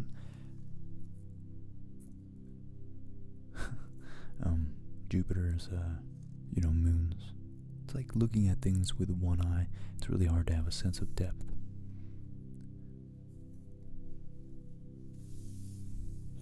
Okay, so here's our bucket. We have our scissors. We have some pencils. Probably use a pen or a pencil. We'll cut the planets out if we want to. And again, we have our ruler here, stainless steel ruler, to make some straight lines. Our compass to make some symmetrical, some accurate circles, I suppose. Is there a mustache sticker hiding in there? I think there is. That's really interesting. Clam. Scan to claim your free gift. Mr. Pen. Then we got a calculator and a tape measure, like I said. Okay.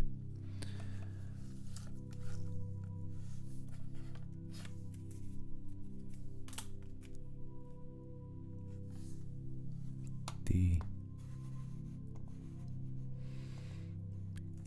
distinction between a million and a billion, I might have found it. I don't think I found it on this website, but betterexplained.com. This article is called How to Develop a Sense of Scale. And this might be the most, again, we understand things much better when it's in terms of human scales and human objects, human ideas. Money is a pretty important human idea. In fact, that's a whole nother thing I want to get into with Bitcoin. And money is a store, not of value, but a store of energy, because it represents work. It represents energy and human labor and work. So anyways, again, it's all about perspective, you know. Bill Gates here has $56 billion. Okay, so this article was written a while ago. He has like more like 100 billion. Oh, he just got divorced, so I think he might be back to 50. Bill Gates earns, what that means is that he earned over $3,000 per minute, $50 a second, $50 every second since Microsoft was created. Spending 5 seconds to pick up $100 off the floor is literally not a good use of his time. Think about that. Not a penny, not a quarter, not a dollar, 5, 10, 20, a $50 bill. If he sees a $100 bill on the floor, if it takes him 3 seconds, more than 2 seconds to bend down and pick it up, unless he's really looking for the exercise, he is not saving money by picking that $100 bill up. That's phenomenal. I got Ernie and Gracie in the background, by the way, in case you're wondering what those sounds are. Yeah, this they point out that Apple, and this of course dates the article, and this is an iPod Touch. Maybe it's like 2000. This might have even been before the iPhone came out. So we see a brilliant marketing strategy. Apple knows this. Man is the measure of all things.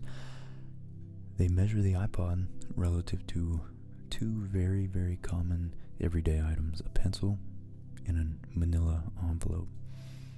Or they measure the MacBook Air in terms of it being able to fit inside a manila envelope, which is a very, very memorable comparison. Okay, and it says you go to the hairdresser, and if you're not familiar with blade sizes, they maybe talk in terms of finger lengths, you know, and you immediately understand because it's your body,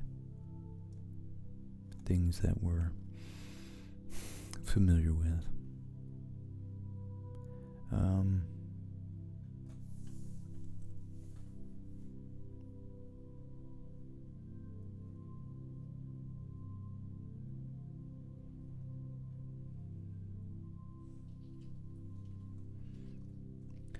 Okay, this was where someone must have tweeted it, because I know I didn't get it directly from this website, but this is the comparison between 1,000,000 seconds and 1,000,000,000 seconds that I was looking for. 1,000,000 seconds is 12 days, or a short, vacation. So I was off by an order of magnitude there. No, by three orders of magnitude, 1,000. I was thinking of 1,000,000,000,000 seconds being 30,000 years ago. So 1,000,000 seconds. 1,000,000 seconds ago was 2 weeks ago, roughly. The middle of last week. 1,000,000,000 seconds ago was 30 years ago. I've been alive for roughly 1,000,000,000 seconds. That's crazy to think about. My entire life is just 1,000,000,000 seconds. I'm almost 32. I actually stopped counting after 30, not gonna lie. I forget whether it's 30, whether I'm turning 32 or 33 this year. Anyways, 1,000,000,000,000 seconds. 1,000,000 Millions 12 days, billions 30 years, a trillion is 30,000 years, longer than the entire duration. It's 3 times, maybe even 6 times, depending on whether it's 5,000 or 10,000 years ago that you want to establish human civilization as. But written civilization roughly is 6 times younger than a trillion seconds ago, a sixth. So it's only about 15 billion seconds, I guess. No, sorry, 150 billion seconds, roughly. Wow. And then distance, the similar effect. If we use a millimeter, 1,000,000 millimeters is a kilometer down the street. About roughly about half a mile. 1,000,000,000 millimeters is 1,000 kilometers, roughly 600 miles, and a trillion. So we go from down the street at 1,600,000 miles, along a city that's a long day's car ride on the highway away at 1,000,000,000, and then a trillion millimeters is going around the world 25 times, almost as wide as the sun.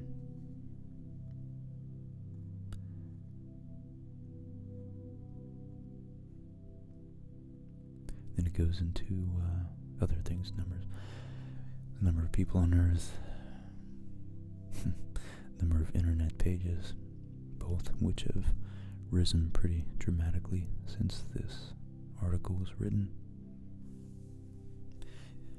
So I wanted to just point that out because the million billion distinction is pretty huge.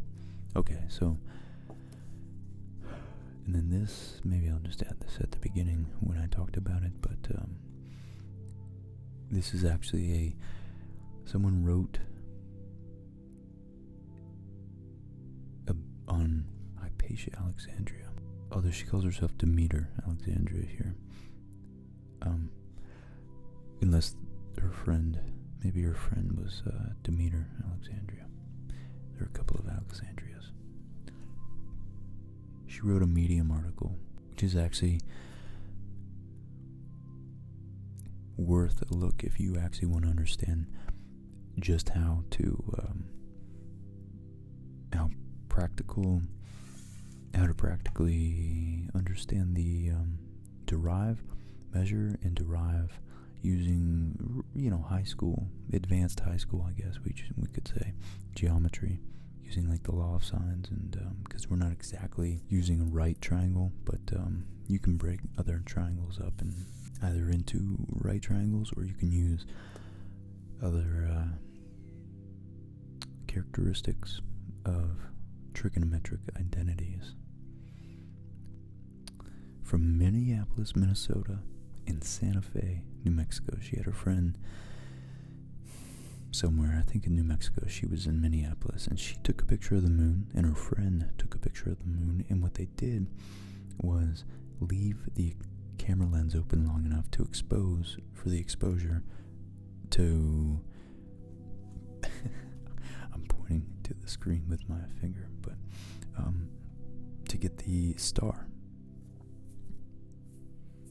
Theta Lyrae. It's a bright star, and we could see the measurement, the difference. Of course, they were able to use modern technology to communicate and time their pictures to be taken within, probably at the same time, within a couple seconds of each other.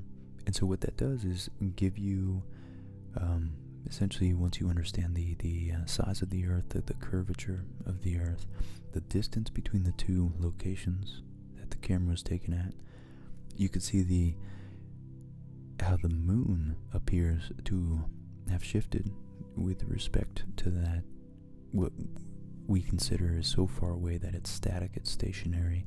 It's the independent variable in the measurement there, and the moon is dependent on where you're measuring. It's a lot closer. It's the thing that changes. And so she took a superposition. She superimposed the pictures on top of one another and did the math to figure out how many pixels are equal to a certain degree, using some software or something like that. She figured out the line between the two locations, but she got an accurate measurement to the moon by getting the angles and knowing the distance. So she knows one side of that triangle. She knows the angles right here and here. She was able to figure out the third angle. And once you know enough characteristics of any particular triangle, you can always figure out the remaining sides and angle lengths, side lengths and angles. Yeah, pretty cool. So I just like the idea that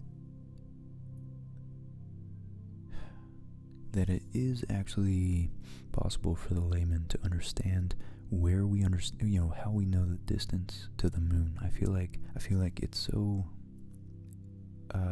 glossed over how we know, the universe is as big and old and distant and energetic stars. All these characteristics about space that we all love to learn about, because it's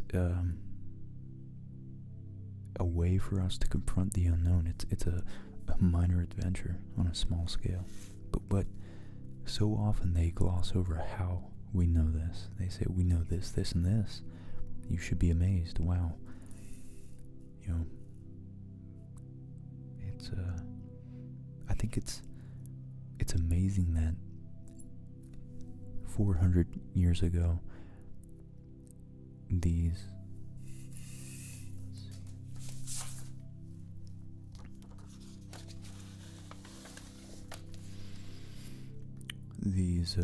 really intelligent, really diligent observers of the cosmos. And of course, these people were always princes and well-to-do people.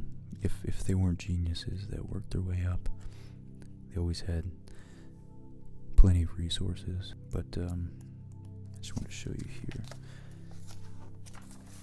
the ancients, at least in the West, in Greece, they already understood the concept of parallax because they used triangulation, a version of parallax, to calculate distances to ships in very practical.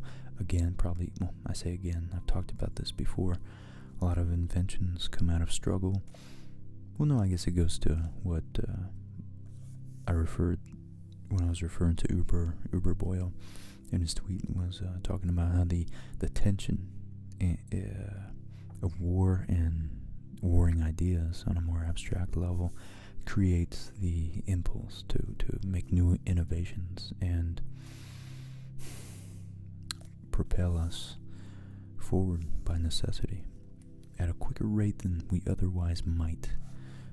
At least that's been our history, and a version of utopia might be in the future for us to be able to teach and educate and raise our young children in such a way that they understand the finitude of life without having to endure the exposure to war and horrific trauma like that, by teaching them in a very hands-on way about all the mysteries of the universe that we know, how we know them, and then once they understand that, we can expose them to the mysteries of the universe that we've yet to figure out. And that call to adventure, that unified solidarity among humans to have a single, or at least a small subset, a small group of mysteries to solve, and things characteristics about our existence. We say the universe, but really it means our existence. We're born and we die, and in between them, we want to figure out as much as we can. We want to peel back the layers of nature as deep down and as microscopic and as far away and as macroscopic as we can, to really understand what the nature of it all is. The meaning, the purpose, the origin of existence, perhaps the final destiny of our existence in the universe. Here we have a sextant, the word I was searching for earlier. There's other astronomical instruments to measure angles, but a sextant is called that because it's a sixth of a circle. A quadrant would be a quarter of a circle. And this was one from 1449, at the end of the towards the end of the Islamic Golden Age, scientific Golden Age, where the Islamic Byzantine Empire of Eastern Europe and Western Asia, the Middle East, was a absolute melting pot, a cultural sponge absorbing ancient information from the west and to east. And this prince here, for more than 1,000 years, Ptolemy's Almagest was the world's standard authority on star positions. It's translated into Arabic. In Ptolemy's work, although he was wrong about thinking that it was a geocentric universe, the Earth being the stationary object around which stars and everything else, the sun, planets, rapidly rotated, he was right about a lot of other things, and he made a lot of useful, detailed observations that helped us ratchet up our knowledge about the universe as it was transmitted across time.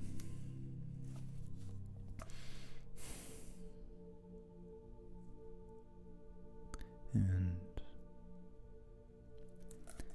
so Ulu Beg was the grandson of a Mongol conqueror, Timur.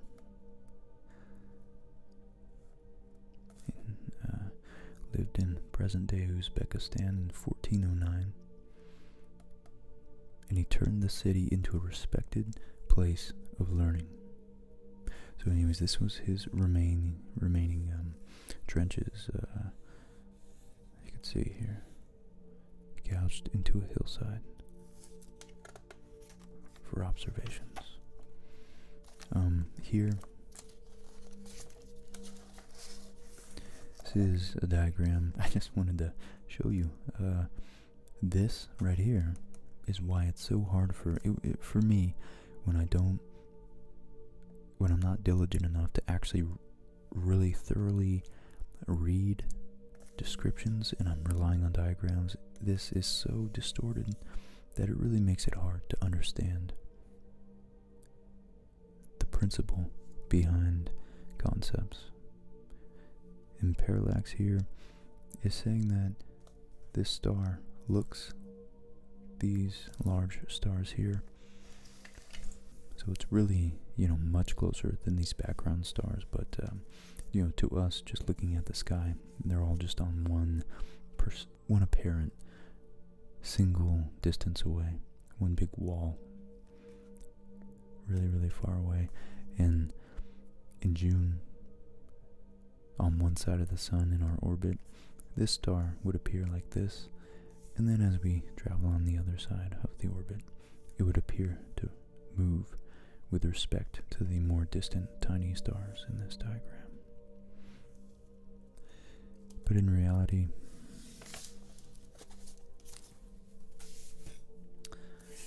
where did I put that? Here we go. In reality, maybe I can do this, actually.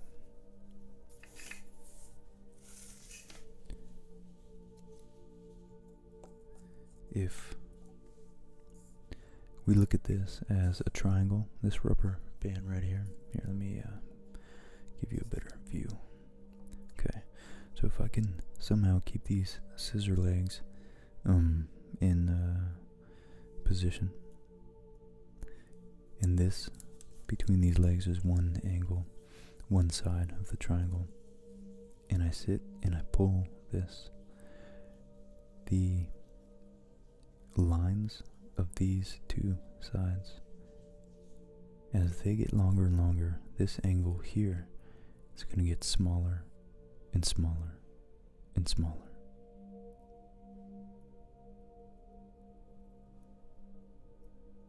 So this angle is much smaller than this angle right here. And just imagine that this is drawn out. This point right here, represented by the flathead little screwdriver, is drawn out 1,000 times further than these lines would appear to be practically parallel. And that's how parallax works. That's one foundational concept on which parallax is applied. Okay. See, I have my little list right here. Astronomy book, rubber band example, and then now, finally, the grand finale that we've all been waiting on. Let's go back to our monitor, and so we have this website, exploratorium.edu. We're going to find out, we're going to calculate the radius, and we're going to try to get the sun's radius at, see, body diameter. We're going to make that 12 inches. And then the orbit radius, if the sun was a foot across,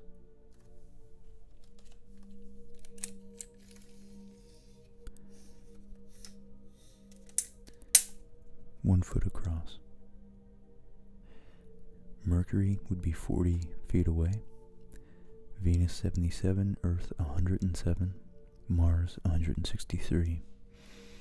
Jupiter would be 559 feet, Saturn would be 1,000, Uranus would be double that, Neptune would be over triple that, and Pluto would be quadruple that. And this is, roughly these are the average orbits. Okay, so the body, the sun is 12 inches, a foot in diameter. Mercury would be 0.04 inches, 1 millimeter. Okay. Earth would be 0.1 inches, 2.7 millimeters. Alright. Millimeters, centimeter. So, Mercury would be about the size of a grain of salt here. And then we get the peppercorn out, but it's roughly a little bit bigger than that right there. That would be about what Earth is. Okay, so let's do that. Let's use that. And then Jupiter is going to be 1.2 inches, 30 millimeters.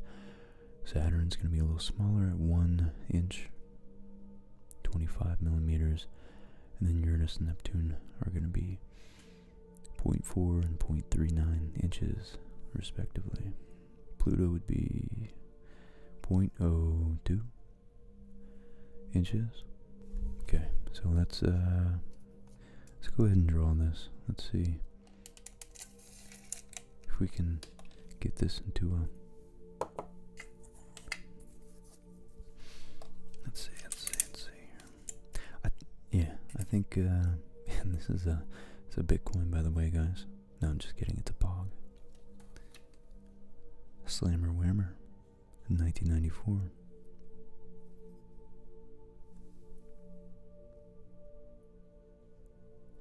It's an 8-ball special. I honestly don't even know where I got this. It's one of those things that's just floating around your drawer for years and years, and apparently for me it's been about 30 years, almost. Okay, we're gonna, I think I'm gonna actually dispense with those objects. We're gonna make a bunch of little circles on our sticky notes, cut them out, and see. Let's see, Jupiter is gonna be an inch, yeah, so. And then we're gonna draw the sun. And I really want to, I mean, I guess it's easier to just talk about it, but it's just amazing that, you know, if the sun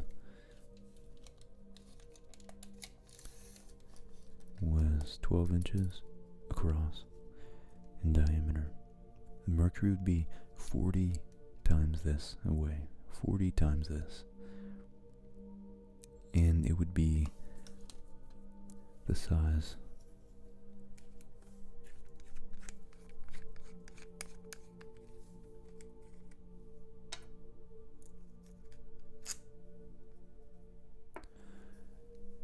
of one of these grains of rice right here. Salt, not rice. See if I can get one out without breaking it. I think Mercury would probably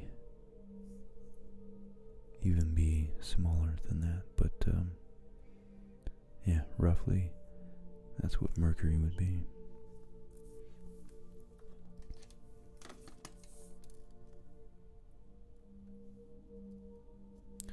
Right there. So the sun would be this large. That across. Mercury is that small. And you can't really do the masses, the actual amount of matter, and even the volume that that sphere would take up by looking at simply the diameter. So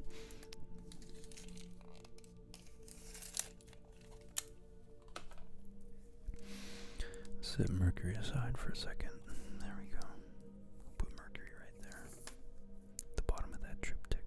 Right there. Triptych.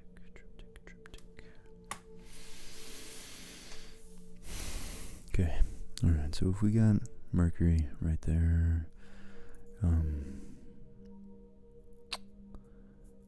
Mercury and, you know, in fact, all the terrestrial planets are so small that I'm just gonna we'll just cut out, we'll draw and cut out the gas giants, in fact.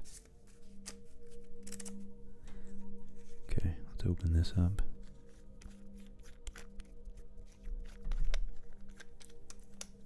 Okay, making a little bit of a mess here.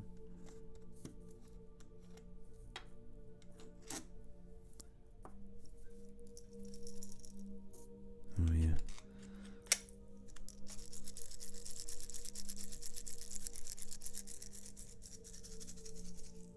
Right. Got loose whole peppercorns in here. Got whole peppercorns in here. Okay. There's a couple peppercorns. A couple planets. Okay. So we got Mercury, Venus, Earth. Wonder if I could find a small enough peppercorn to represent slightly smaller. Oh, there we go. Look at that. Nice. That's a little guy right there. that actually works out pretty nice. Look at that. Look at that, guys. Would you look at it? Okay. So save that for dinner later.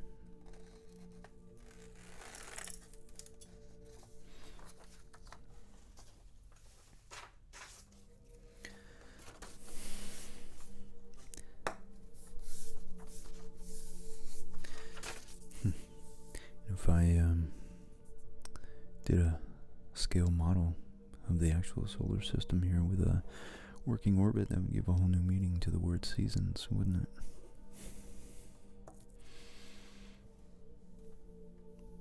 I'm a dad and I was obligated to make that joke. Okay, alright, let's close this up.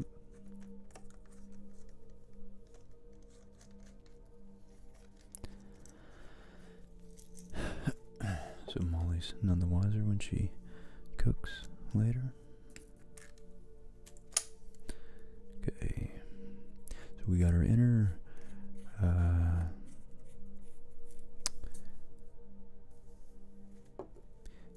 rocky planets, terrestrial planets, and we're gonna have our gas giants, which I guess ideally I'd have little balloons because they'd be filled with gas, but I don't have balloons, so we're gonna use paper, roughly two-dimensional paper. Okay, alright, so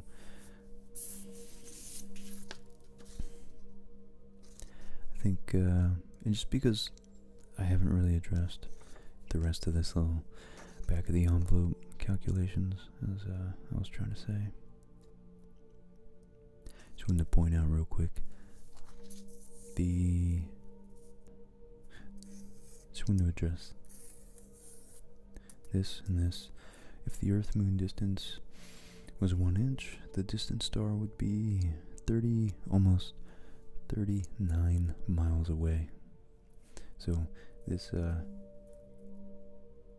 if we consider a star that's 100 light years away, if the Earth and Moon are, I should have got another grain of salt down for the Moon, because it's roughly the same size as Mercury. But yeah, the Earth-Moon distance, if that was 1 inch, and if it was 1 inch,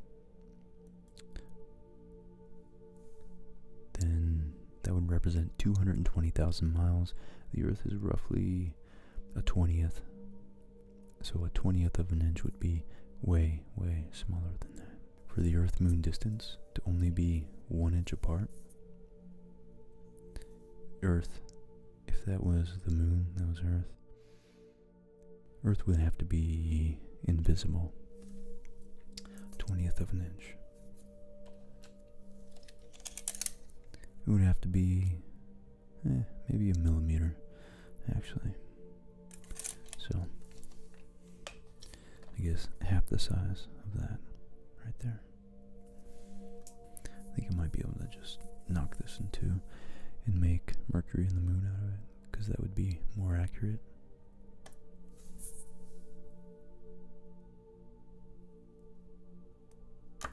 There we go. Okay. There we go. Alright. Here we have the first planet, Mercury. Then we have Venus. Slightly smaller, but roughly the same size as the Earth. And then here's the Moon. Okay. And then we're going to figure out how far apart these have to be. I already told you, but we're gonna address the Earth-Moon distance. I want to make the Sun and the planets. So at least we'll do the Sun, and then maybe we'll talk about the Earth-Moon distance, and we'll talk about the relation. The relation in distance and size to the Sun, and then we'll go on to the gas giants. All right, so the Sun, finally we can open up our compass.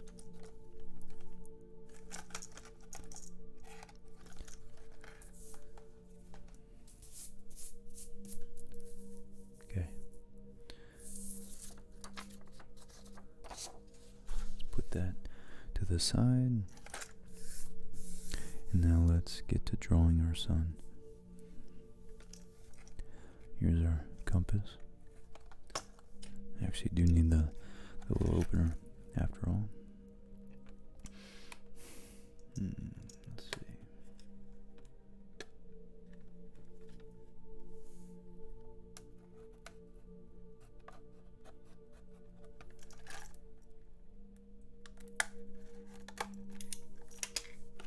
Okay.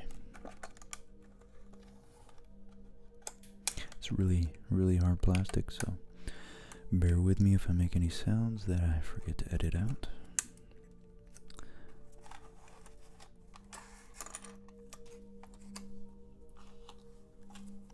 Okay, we got, I think this is an extender. Here's the compass. This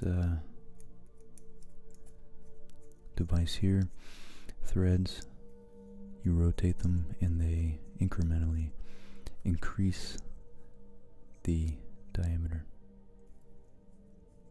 the distance between the 2 points.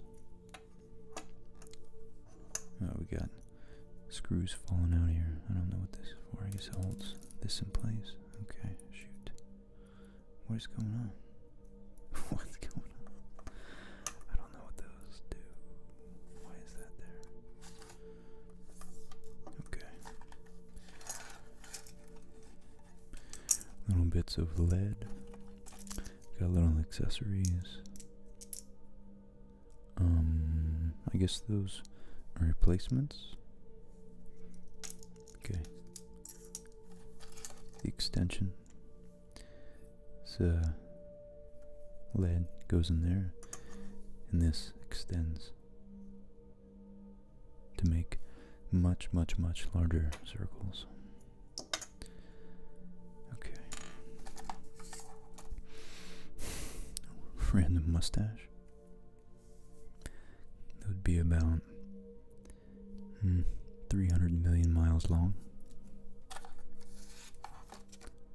And then useless paperwork. Okay.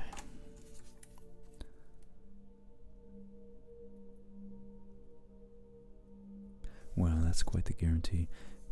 If you're for any reason unhappy with your order, no matter how long it's been, I'm gonna save this till about 2040. We'll see about this guarantee, Mr. Penn. We'll see about that. Alright, so, no, I'm just definitely kidding. I would never do that. Okay, so, back to the website here. And I just wanted to remind you guys that, so our sun, so if this is, that 1 pixel is the moon, our sun, let's extend this a little bit. Sun would be this big. And our sun, it's going to be about twice the size of that. So, and then here, let's go over a little bit. Oh, I can do miles. That's pretty cool. Blue whales, great walls of look at that. That's really cool. Earths, man. Look at that. That's pretty cool. 80 Earths, 100 Earths away. So miles. But yeah, 1,000,000 miles. So I could do this for a while. Mercury's going to be 30 million. Yeah, about 30 million miles away. And there we go. Zip, zip, zip, zip, zip. 35 million. Venus.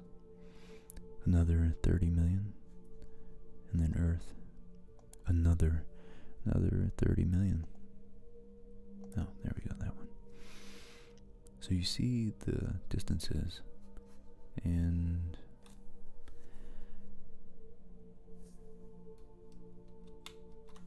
if I zoom in, I want to make Earth, let's make Earth the size that we're working on here. Alright, so it's still smaller, but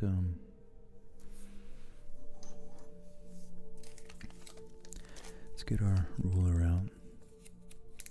So we might need to make some straight lines.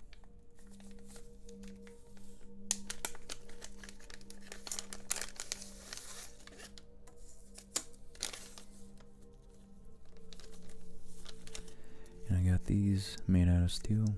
I just wanted some metal rulers that wouldn't bend. Wouldn't bend very easily.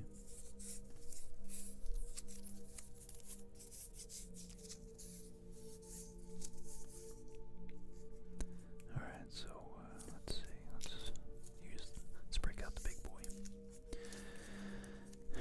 Alright. Man, look at this. Yeah. Inch to millimeter conversions. 1 inch is 25.4 millimeters. Wow. So the closest distance to 1 millimeter would be 1.19 millimeters at 3/64ths of an inch. I think that's what I see. Yeah. Okay. We're gonna be drawing some serious lines with this. Okay, so here's our standard by which we're going to measure things. Got millimeters up here, inches down here, and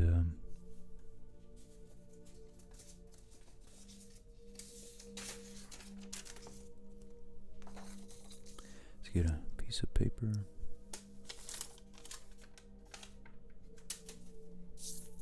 All right. Okay, so let's see, given that the sun, where are we at here? Here we go. Alright, so the sun is 12. Let's see. Alright, here's what we're going to do, because these peppercorns and the grains of salt here are what we've established. So they're not going to change.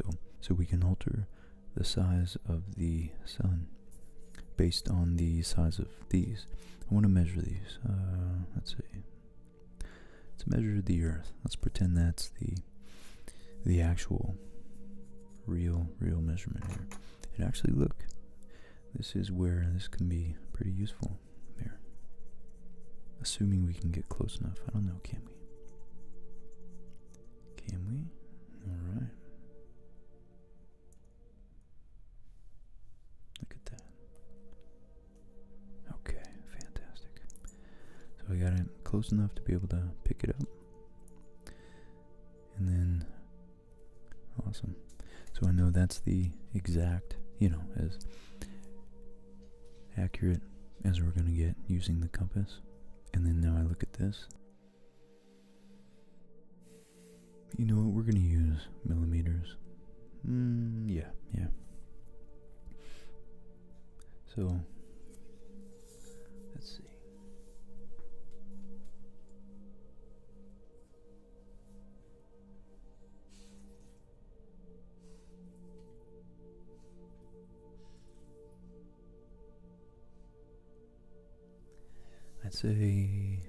I'd say it's 5.5. Alright, so it's 5.5 millimeters. And now we're going to enter that. Yeah, we're going to enter that. Okay, so that's 5.5 millimeters is what our Earth is. Let's enter that. 5.5.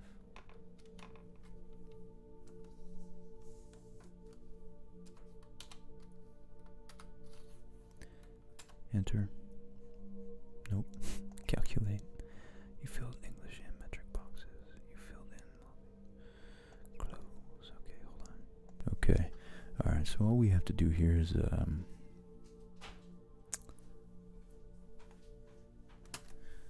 I messed that up. Is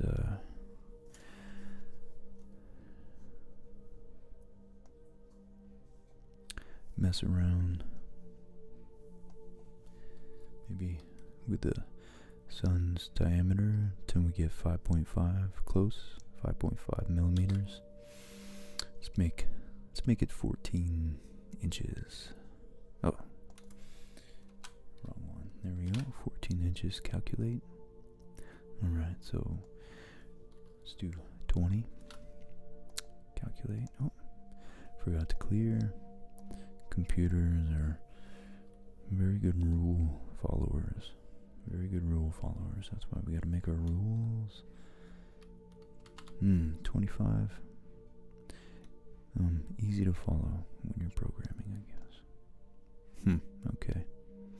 Alright, so that's awesome actually. That's pretty cool. Alright, let's make it 24. I think 24 might be right. 24. Calculate. Nice. Nice. Alright. Great. And you might hear Molly's mom, June's grandma, out there watching baby June right now, so there might be some baby sounds in the background shortly. Okay. Alright, let's set these aside, even further aside.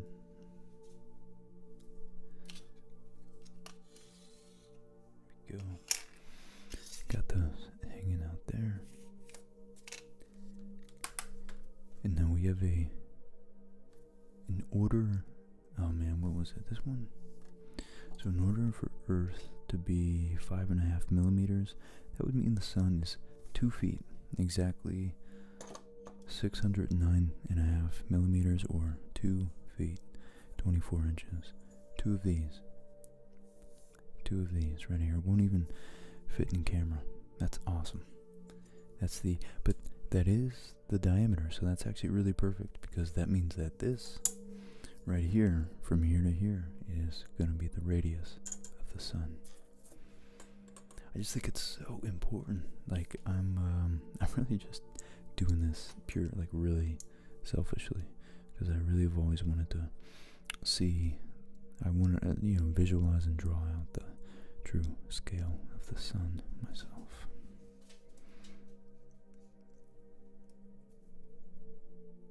Oh, look at that. So you can quickly, that's such a neat little feature. You can press that. Ernie, lay down, buddy. Alright, you can press that feature and it loosens it up, so you bypass having to wheel if you really want to make quick adjustments. That's Mr. Pen, I gotta give it to you. I promise I'm not sponsored, but I would not mind being sponsored by Mr. Pen. I'm impressed. Okay. Alright. Let's see.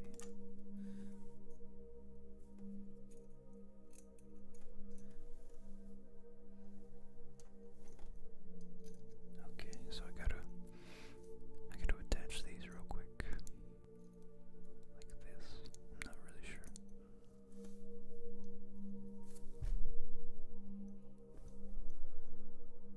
There we go. Okay. Alright. So we got those locked in, because we don't want those moving. Even though these aren't going to be the most accurate measurements ever. Alright, and then this one goes up here. Alright. This one goes through here, I believe.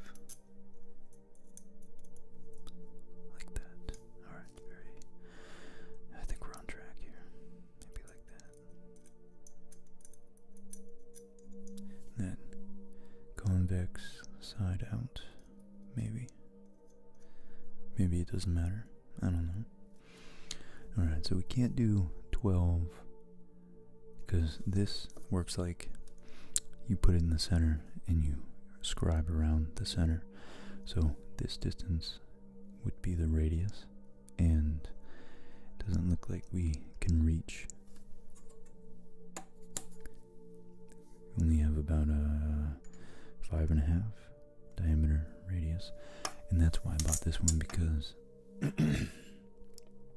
excuse me, I wanted to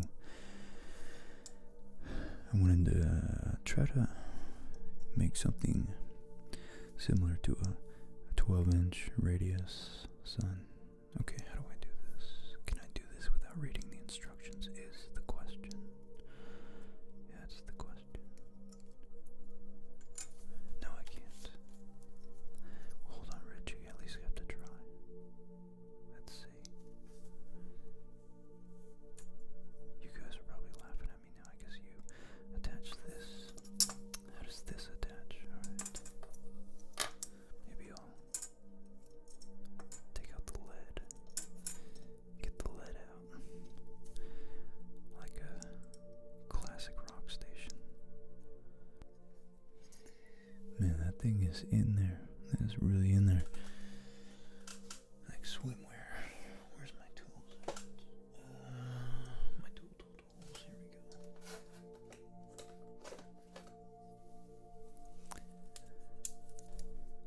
Trying to not break this. There we go. Alright. I'm gonna get the right tool for the job. Okay, I know it looks like this. Essentially, you see. Let's put the lead in here.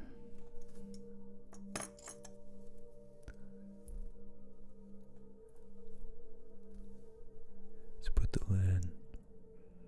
Let's see, make sure. How does that work?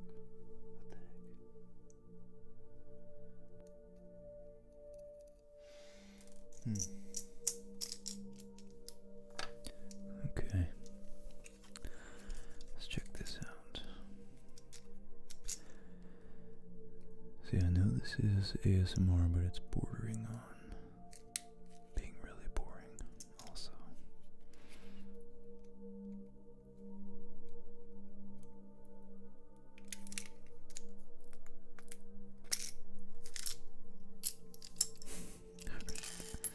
Alright, what is this? What is going on? Okay, we got a couple more pegs. I don't think I needed any of that. Look at that. 24 inches in diameter. Perfect.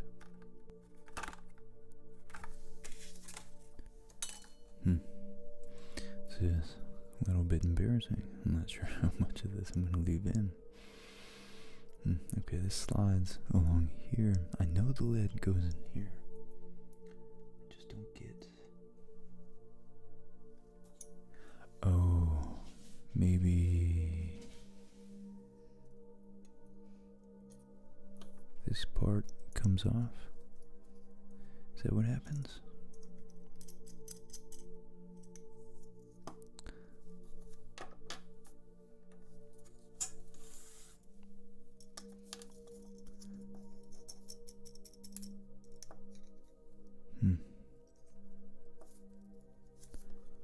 And then it goes like this. Okay. Man, I would have not been able to figure out parallax if I was in ancient Greece. Oh, look at that, and that little fork right there. It's another reason why I just love learning. It's because you start appreciating things. You start appreciating good ideas so much better. A little fork. It wraps around the inside of this wheel, this little bar, the screw right there. And that screw nut system compresses the plastic right there. Man, that's a really cool design. I like that a lot.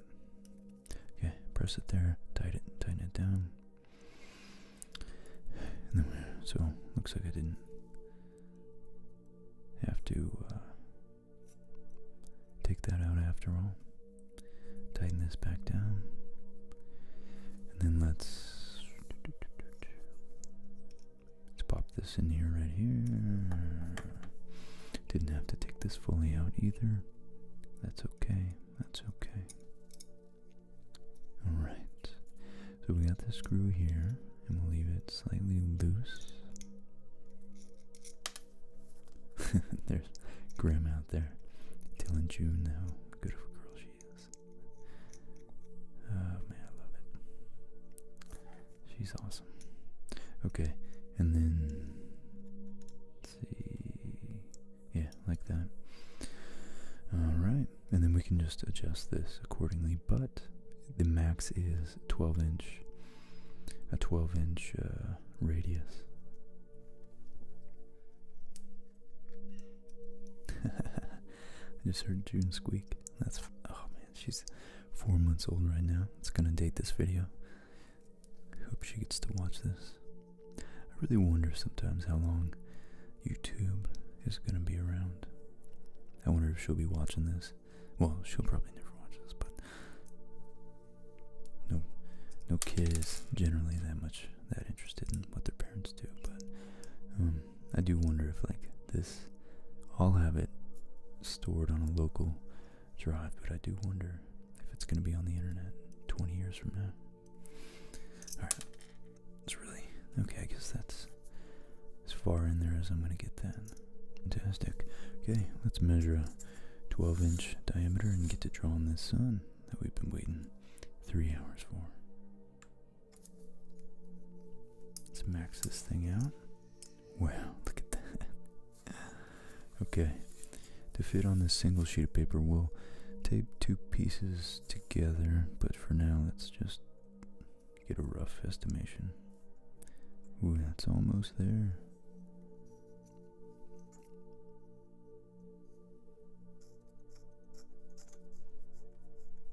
Let's go all the way out.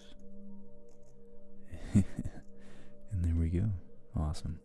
Alright, you guys see that? Can you guys see that?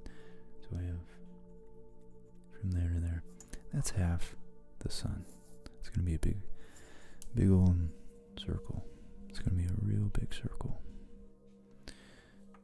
Okay.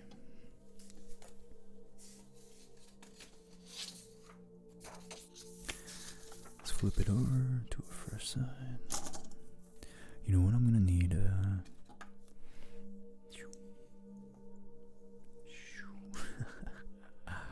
That is awesome. It's gonna be so massive. That's so cool. Alright. Is that gonna be? Let's do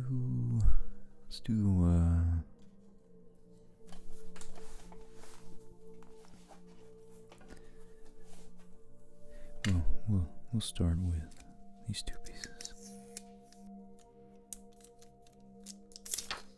Whoop. Whoop. All right. Let's do this.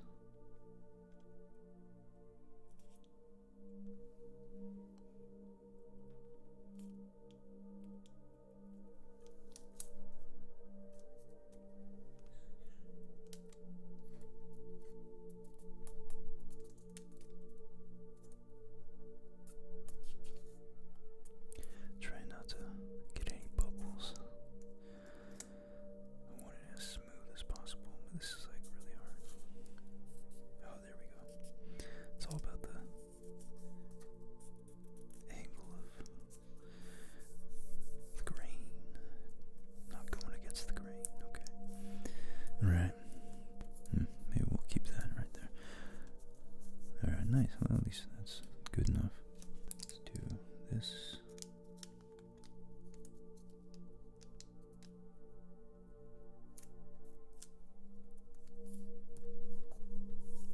Okay, all right. Yeah, let's go ahead and tape the corners. All right, guys. So, you know what I actually might do right now? Utilize this fisheye lens. I'm gonna take a risk. Hope it doesn't screw up the whole video file.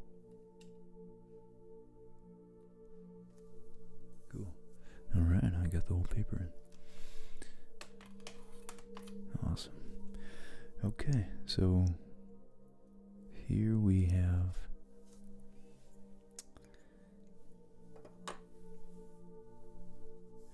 our planets for forget which one was Earth. Earth here. Mars. It's about 2/3 the size of Earth.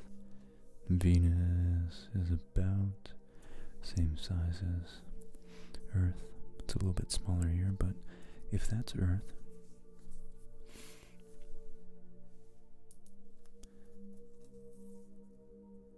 it's Mercury. This is the moon. Alright, you want real quick? If we know Earth is 5.5 millimeters, we can, let's just do how many Earths fit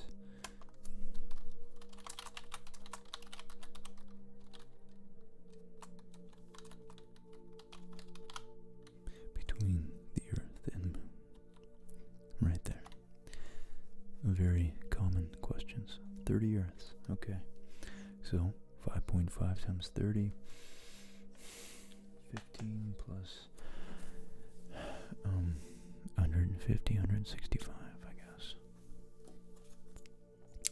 Okay, so if this, let's write this out. So we're gonna do Mercury right there, Venus right there, and then Mars is gonna be twice the distance there. So Mercury,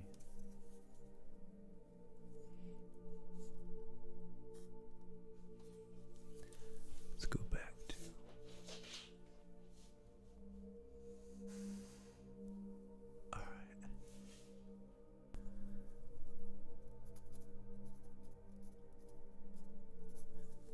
that's Mercury, and this distance is actually about 40 feet. Venus,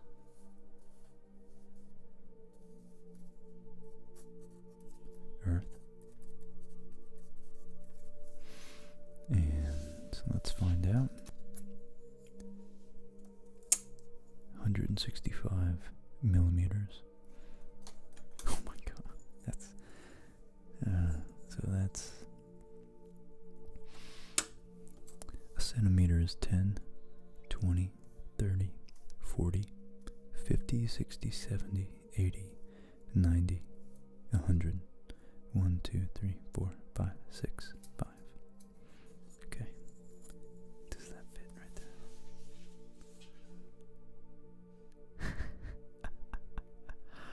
Wow, look at that.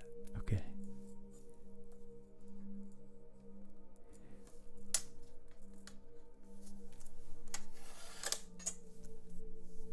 So 165 is right there. Is that even? Okay. It's in frame. Just making sure. Alright. So 165 is right there.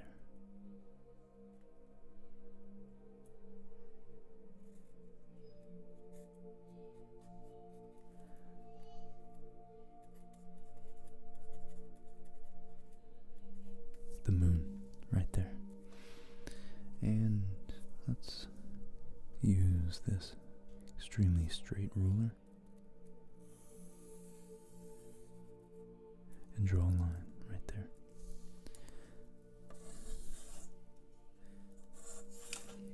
Knocked Mars out of orbit. Excuse me, Mars.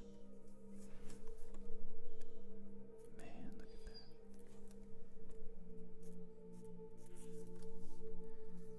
Look at that. Okay. Alright, guys. This. Oh, I thought I lost Moon for a second. The moon. Okay. Just gonna draw a circle around it so we can see where the moon is. The moon, I was hesitant to do that because it makes it look much larger than it is. Yeah, let's not do that. I want to try to convey the actual size of the moon relative to the distance away from Earth. So, alright, there's our moon. Right there.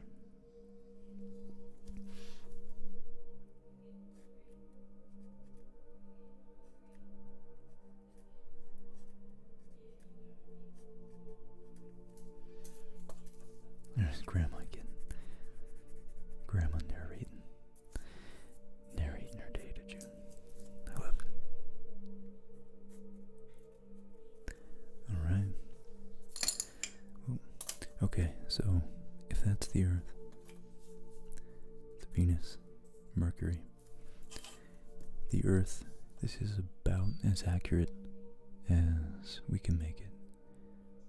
That right there, that little guy is the moon, about the size of the United States. Earth is about 8,000 miles across.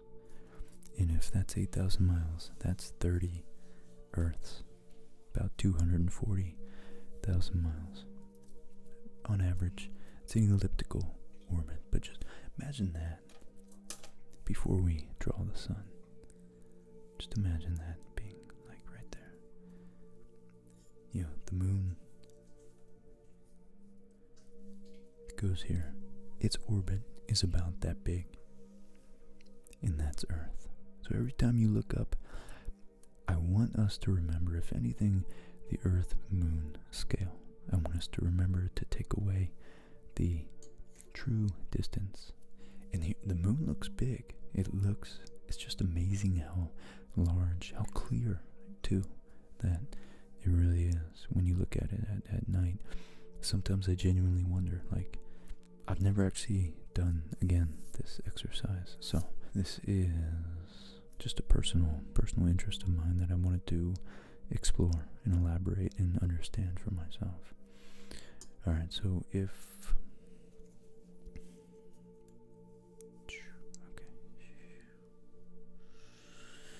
Let's do one more little piece of paper.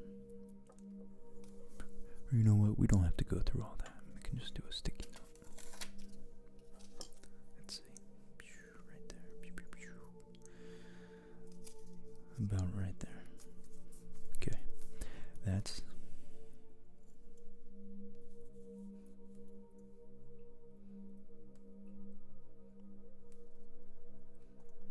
gonna really stick that in there. Okay, let's go back out to fisheye lens here. And here we go. We're gonna draw a section of the sun.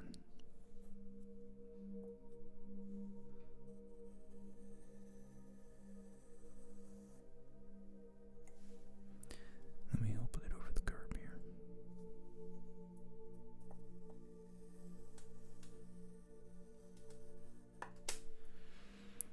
Oh my god. Oh my god. Look at that. And this.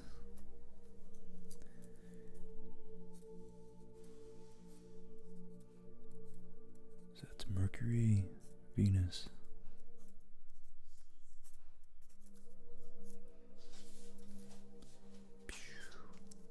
Earth,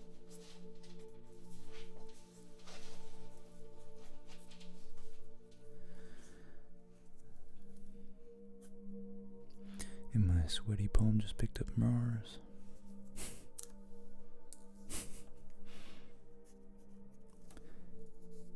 And then Mars out here.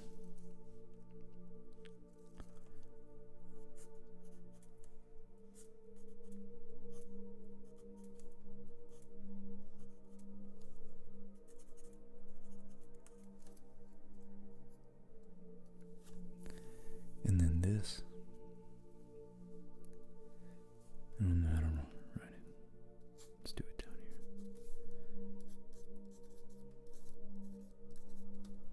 here. Is the sun. And that's the sun. So now if Earth is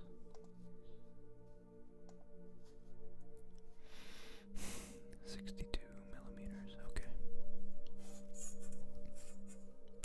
So if Earth is 5.5, let's, you know what, let me,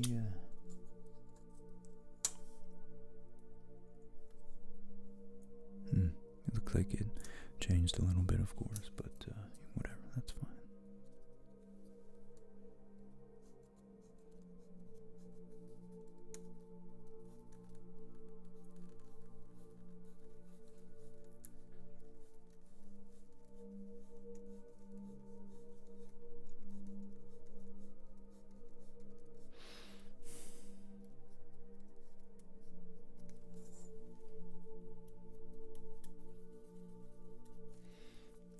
Just want to note that that's the center of the sun.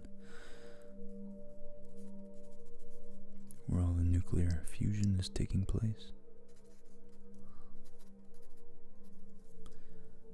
Just picked up Mercury, I think, too. Sorry,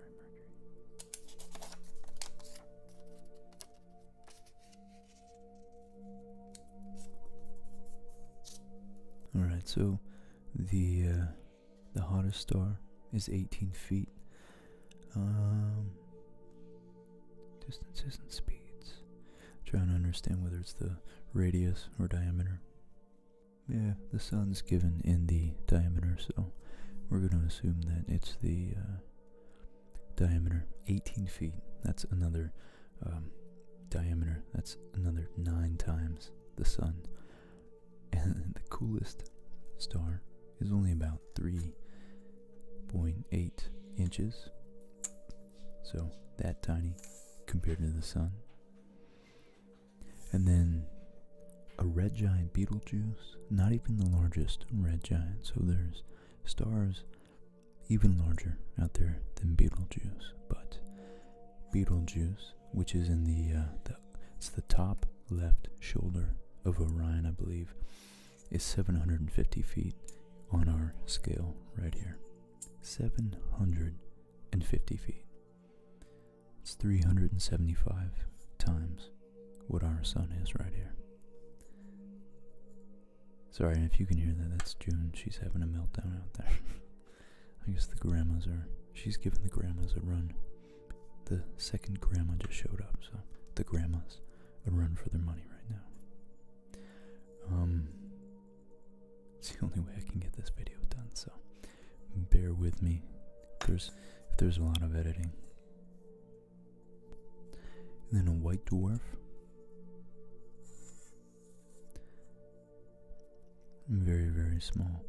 Generally the core or the remnant after supernova or red giant sheds its outer atmosphere, I believe, generally. And a neutron star might be the remnant, a stellar remnant of a supernova explosion. White dwarf is only 6 millimeters, so barely larger than Earth. So the white dwarf is a quarter of an inch. And the sun, technically, is classified as a dwarf, so it gives you an idea of the scale, the magnitude on which dwarfs exist versus the red giants, for instance. They're about almost 500 to 1,000 times larger. It's quite a bit. The speed of light here, I thought this was really particularly interesting. So 5.169 inches per second, about that. So 1 1/3 is about how long it takes. 1 1/3 light seconds. 1 1/3 seconds for light to travel from the Earth to the moon. It's about that fast. So my finger is moving at the speed of light, just so you guys can see. Let's zoom in.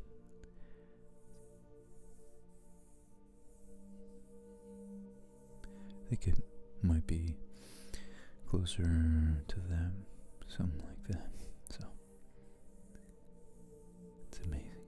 And it goes around the Earth 7 times in a second. 1, 2, 3, 4. I can't move that fast. And so if you could imagine my finger moving this fast,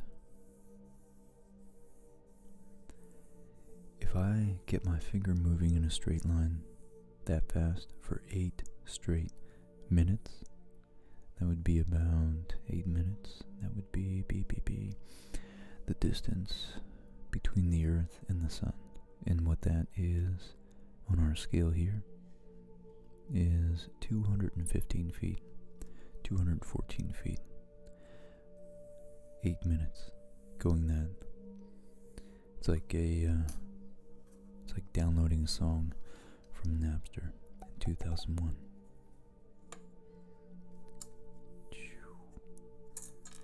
that download time, watching that bar. The download bar is about how long it takes light to get from this sun. 400 times larger than the Earth. 400 times wider than the Earth.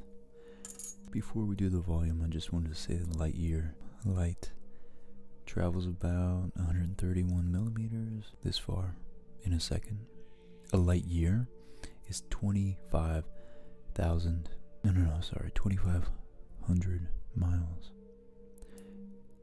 So the nearest star, roughly about 4 light years away, is 10,000 miles away. 10,000 miles, that's about, let's say, from Florida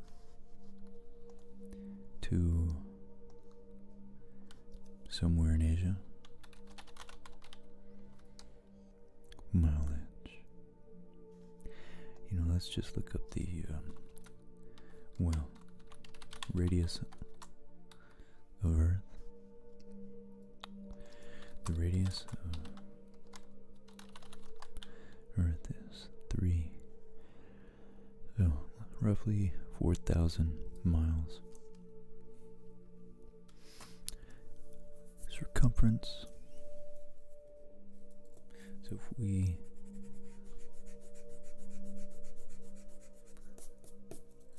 do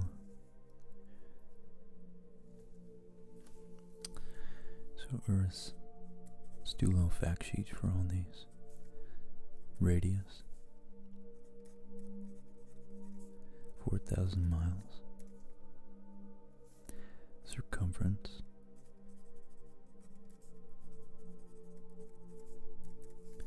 is, and down here let's do pi r squared is the area 2 pi r. 2 pi times r, or 2r is d, so pi times the diameter. 2 pi times 4,000 miles.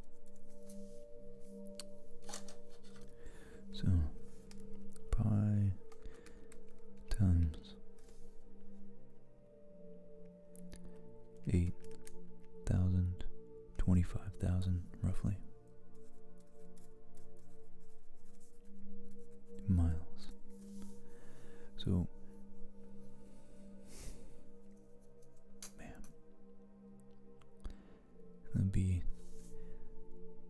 I'd have to go halfway around the Earth at this scale to be to go from our star, if it were this large. We have to go 10,000 miles away, almost halfway around the Earth, to get to Proxima Centauri, the nearest star. Mars, the radius of Mars. Let's see, Mars radius 2,100,000 miles. So its circumference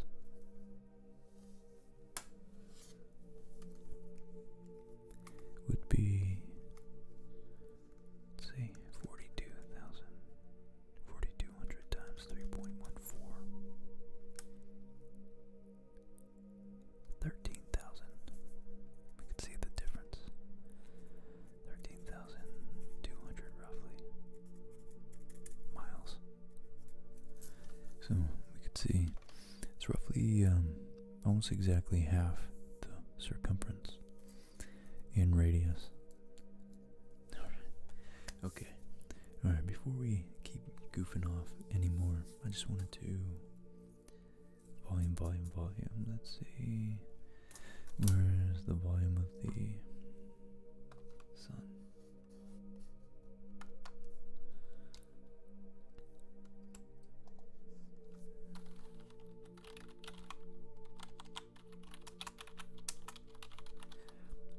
How many Earths fit in the sun? 1.3 million Earths. So the sun is 400 times the diameter of the Earth. 400 of these little peppercorns would fit in our sun if we actually described it all the way out. But it's not 400 times the volume of the Earth. It's 1.3 million times the volume of the Earth. So that's a huge distinction. Earth versus sun. So the mass of the sun, 330,000 times the mass of the Earth. Okay. So the sun is, the Earth has the rocky planets. It's rocky. The Earth has an iron mantle, core. We have a lot denser elements in it, so it's 1.3 million of these would fit in our sun. But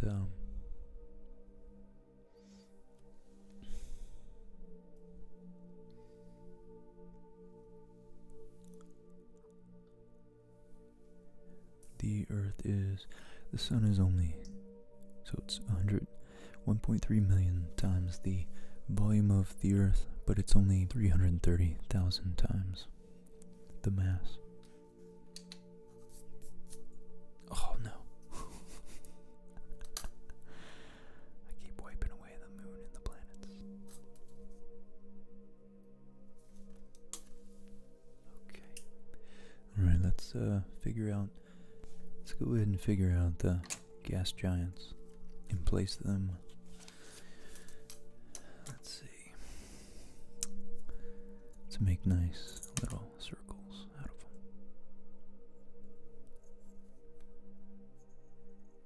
Oh, look at that. I didn't realize that was a hinge. Okay. So. Okay. Alright. So the first gas giant, Jupiter,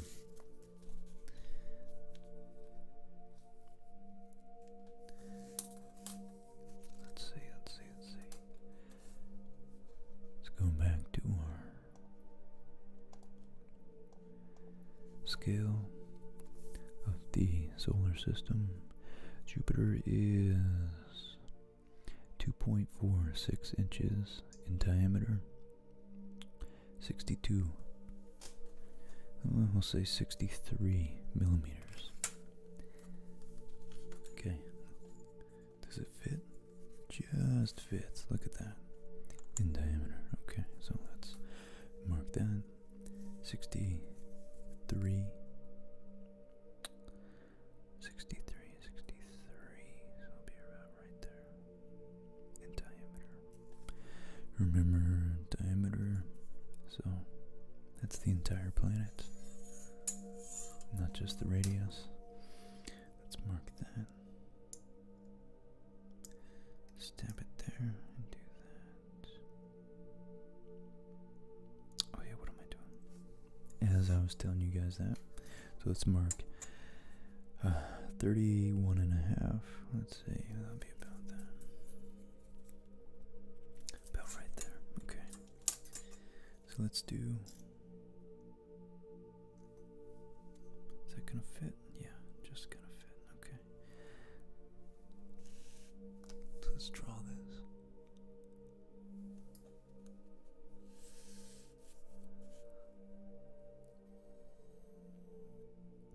Oh, it's not gonna fit. Okay,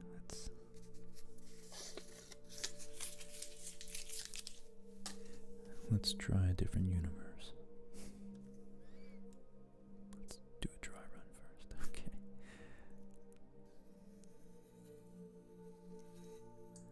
Look at that. just fits on a post-it note. That's pretty cool. So there's Jupiter.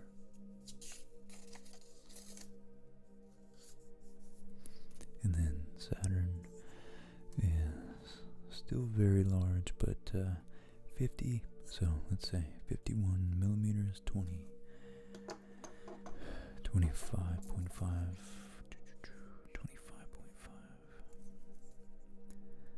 just say 25, right there.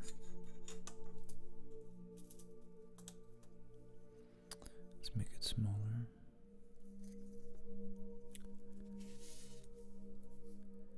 25.5.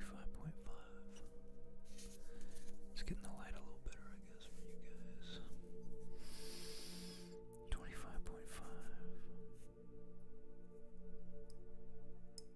Okay. Fantastic. Right there.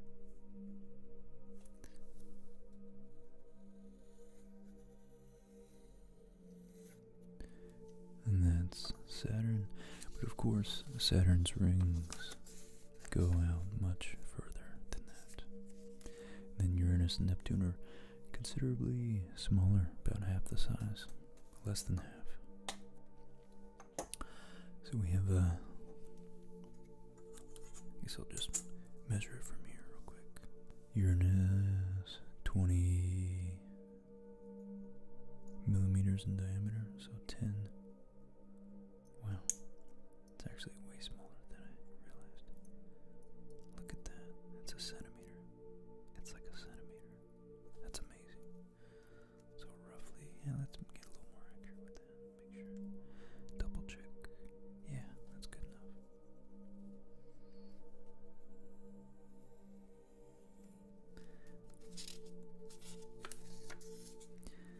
That's Uranus. Alright, commence jokes. And then Neptune, last of the recognized planets, is just a little bit smaller than that, so we'll just make that just a little bit smaller. Just about 9 millimeters, alright.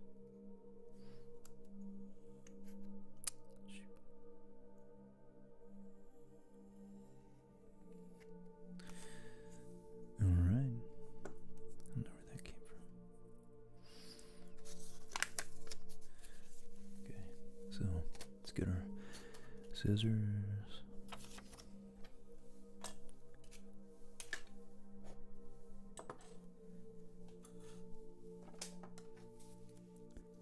Let's draw Neptune. Let's cut him out.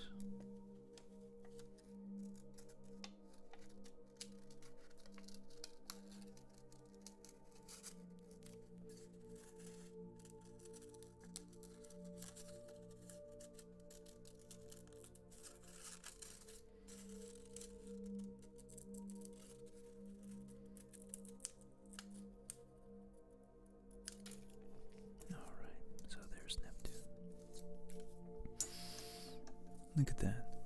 I did not realize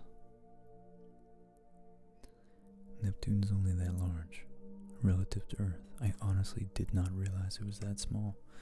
I thought it was as large as a lot closer to Jupiter and Saturn. So we got Neptune there.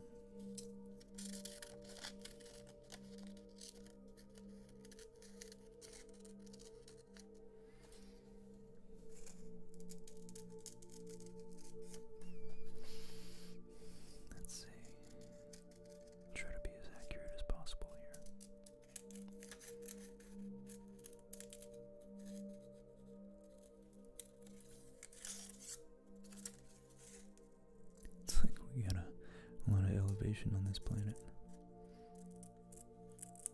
Okay. And there's Uranus. Or is this Uranus? Just kidding. Then we got Saturn.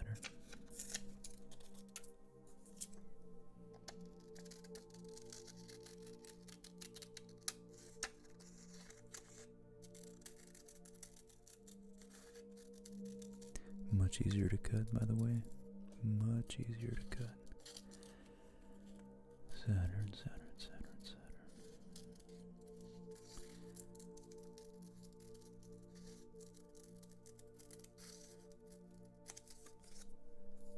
Look at that.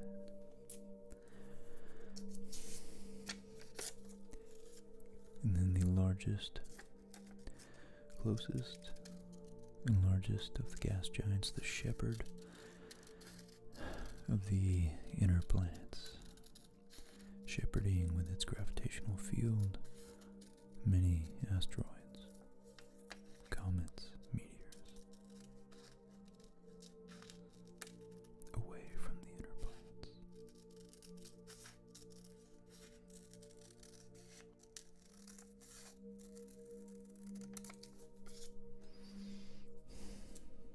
Okay. Alright, look at that. So we have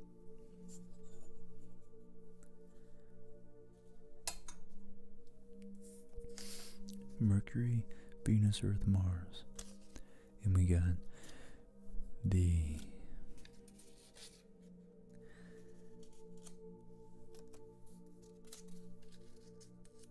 gas giants. Jupiter, Saturn, Uranus, and Neptune out there.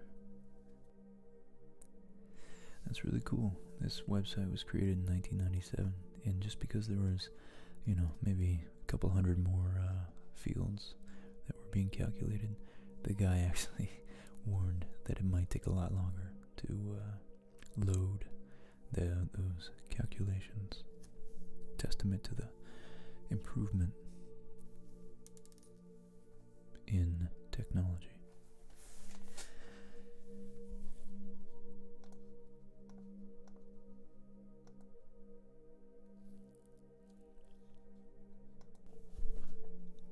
I want to point out that the true distances,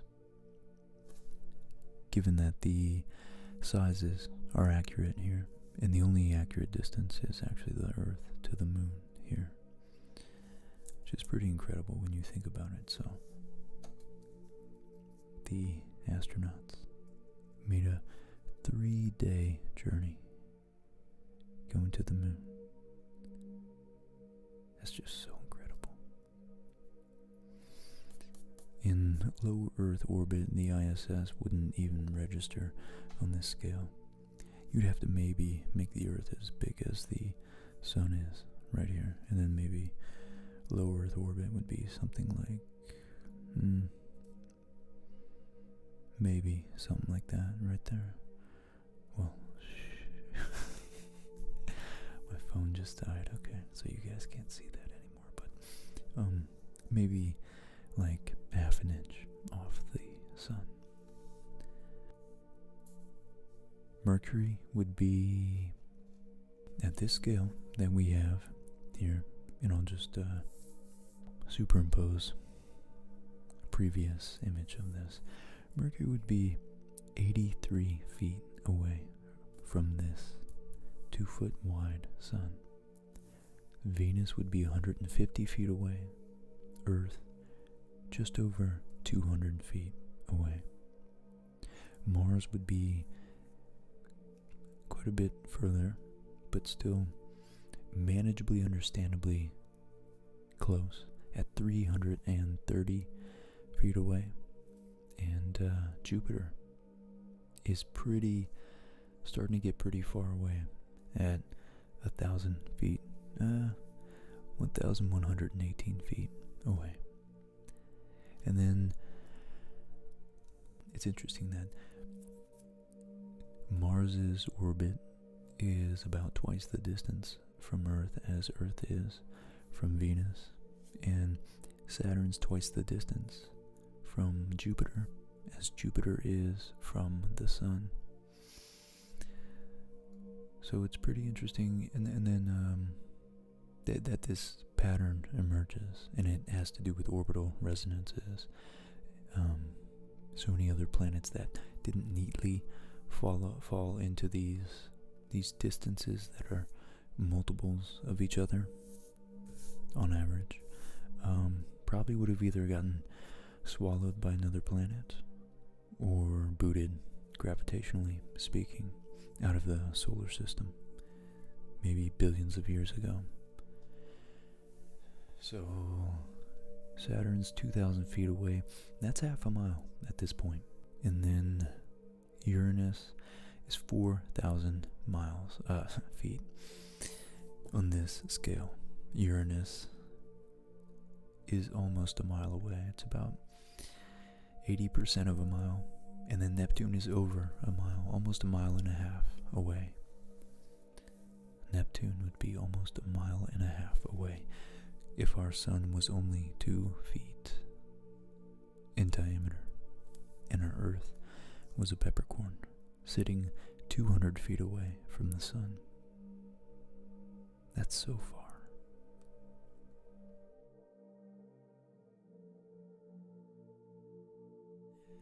Guys, I really hope this was useful for helping you. It helped me. It really is actually really fun to practice these visualizations and fleshing out these concepts, specifically if anything else, like I said, the distance to the moon. I think it's really interesting, the true distance and proportions of the planet's sizes and the interplanetary distance between us. It takes light 20 minutes to get between Earth and Mars, for instance, which is about a little over 100 feet on our scale here. Let me know what you thought. Otherwise, I hope you had a good time. We'll see you next time.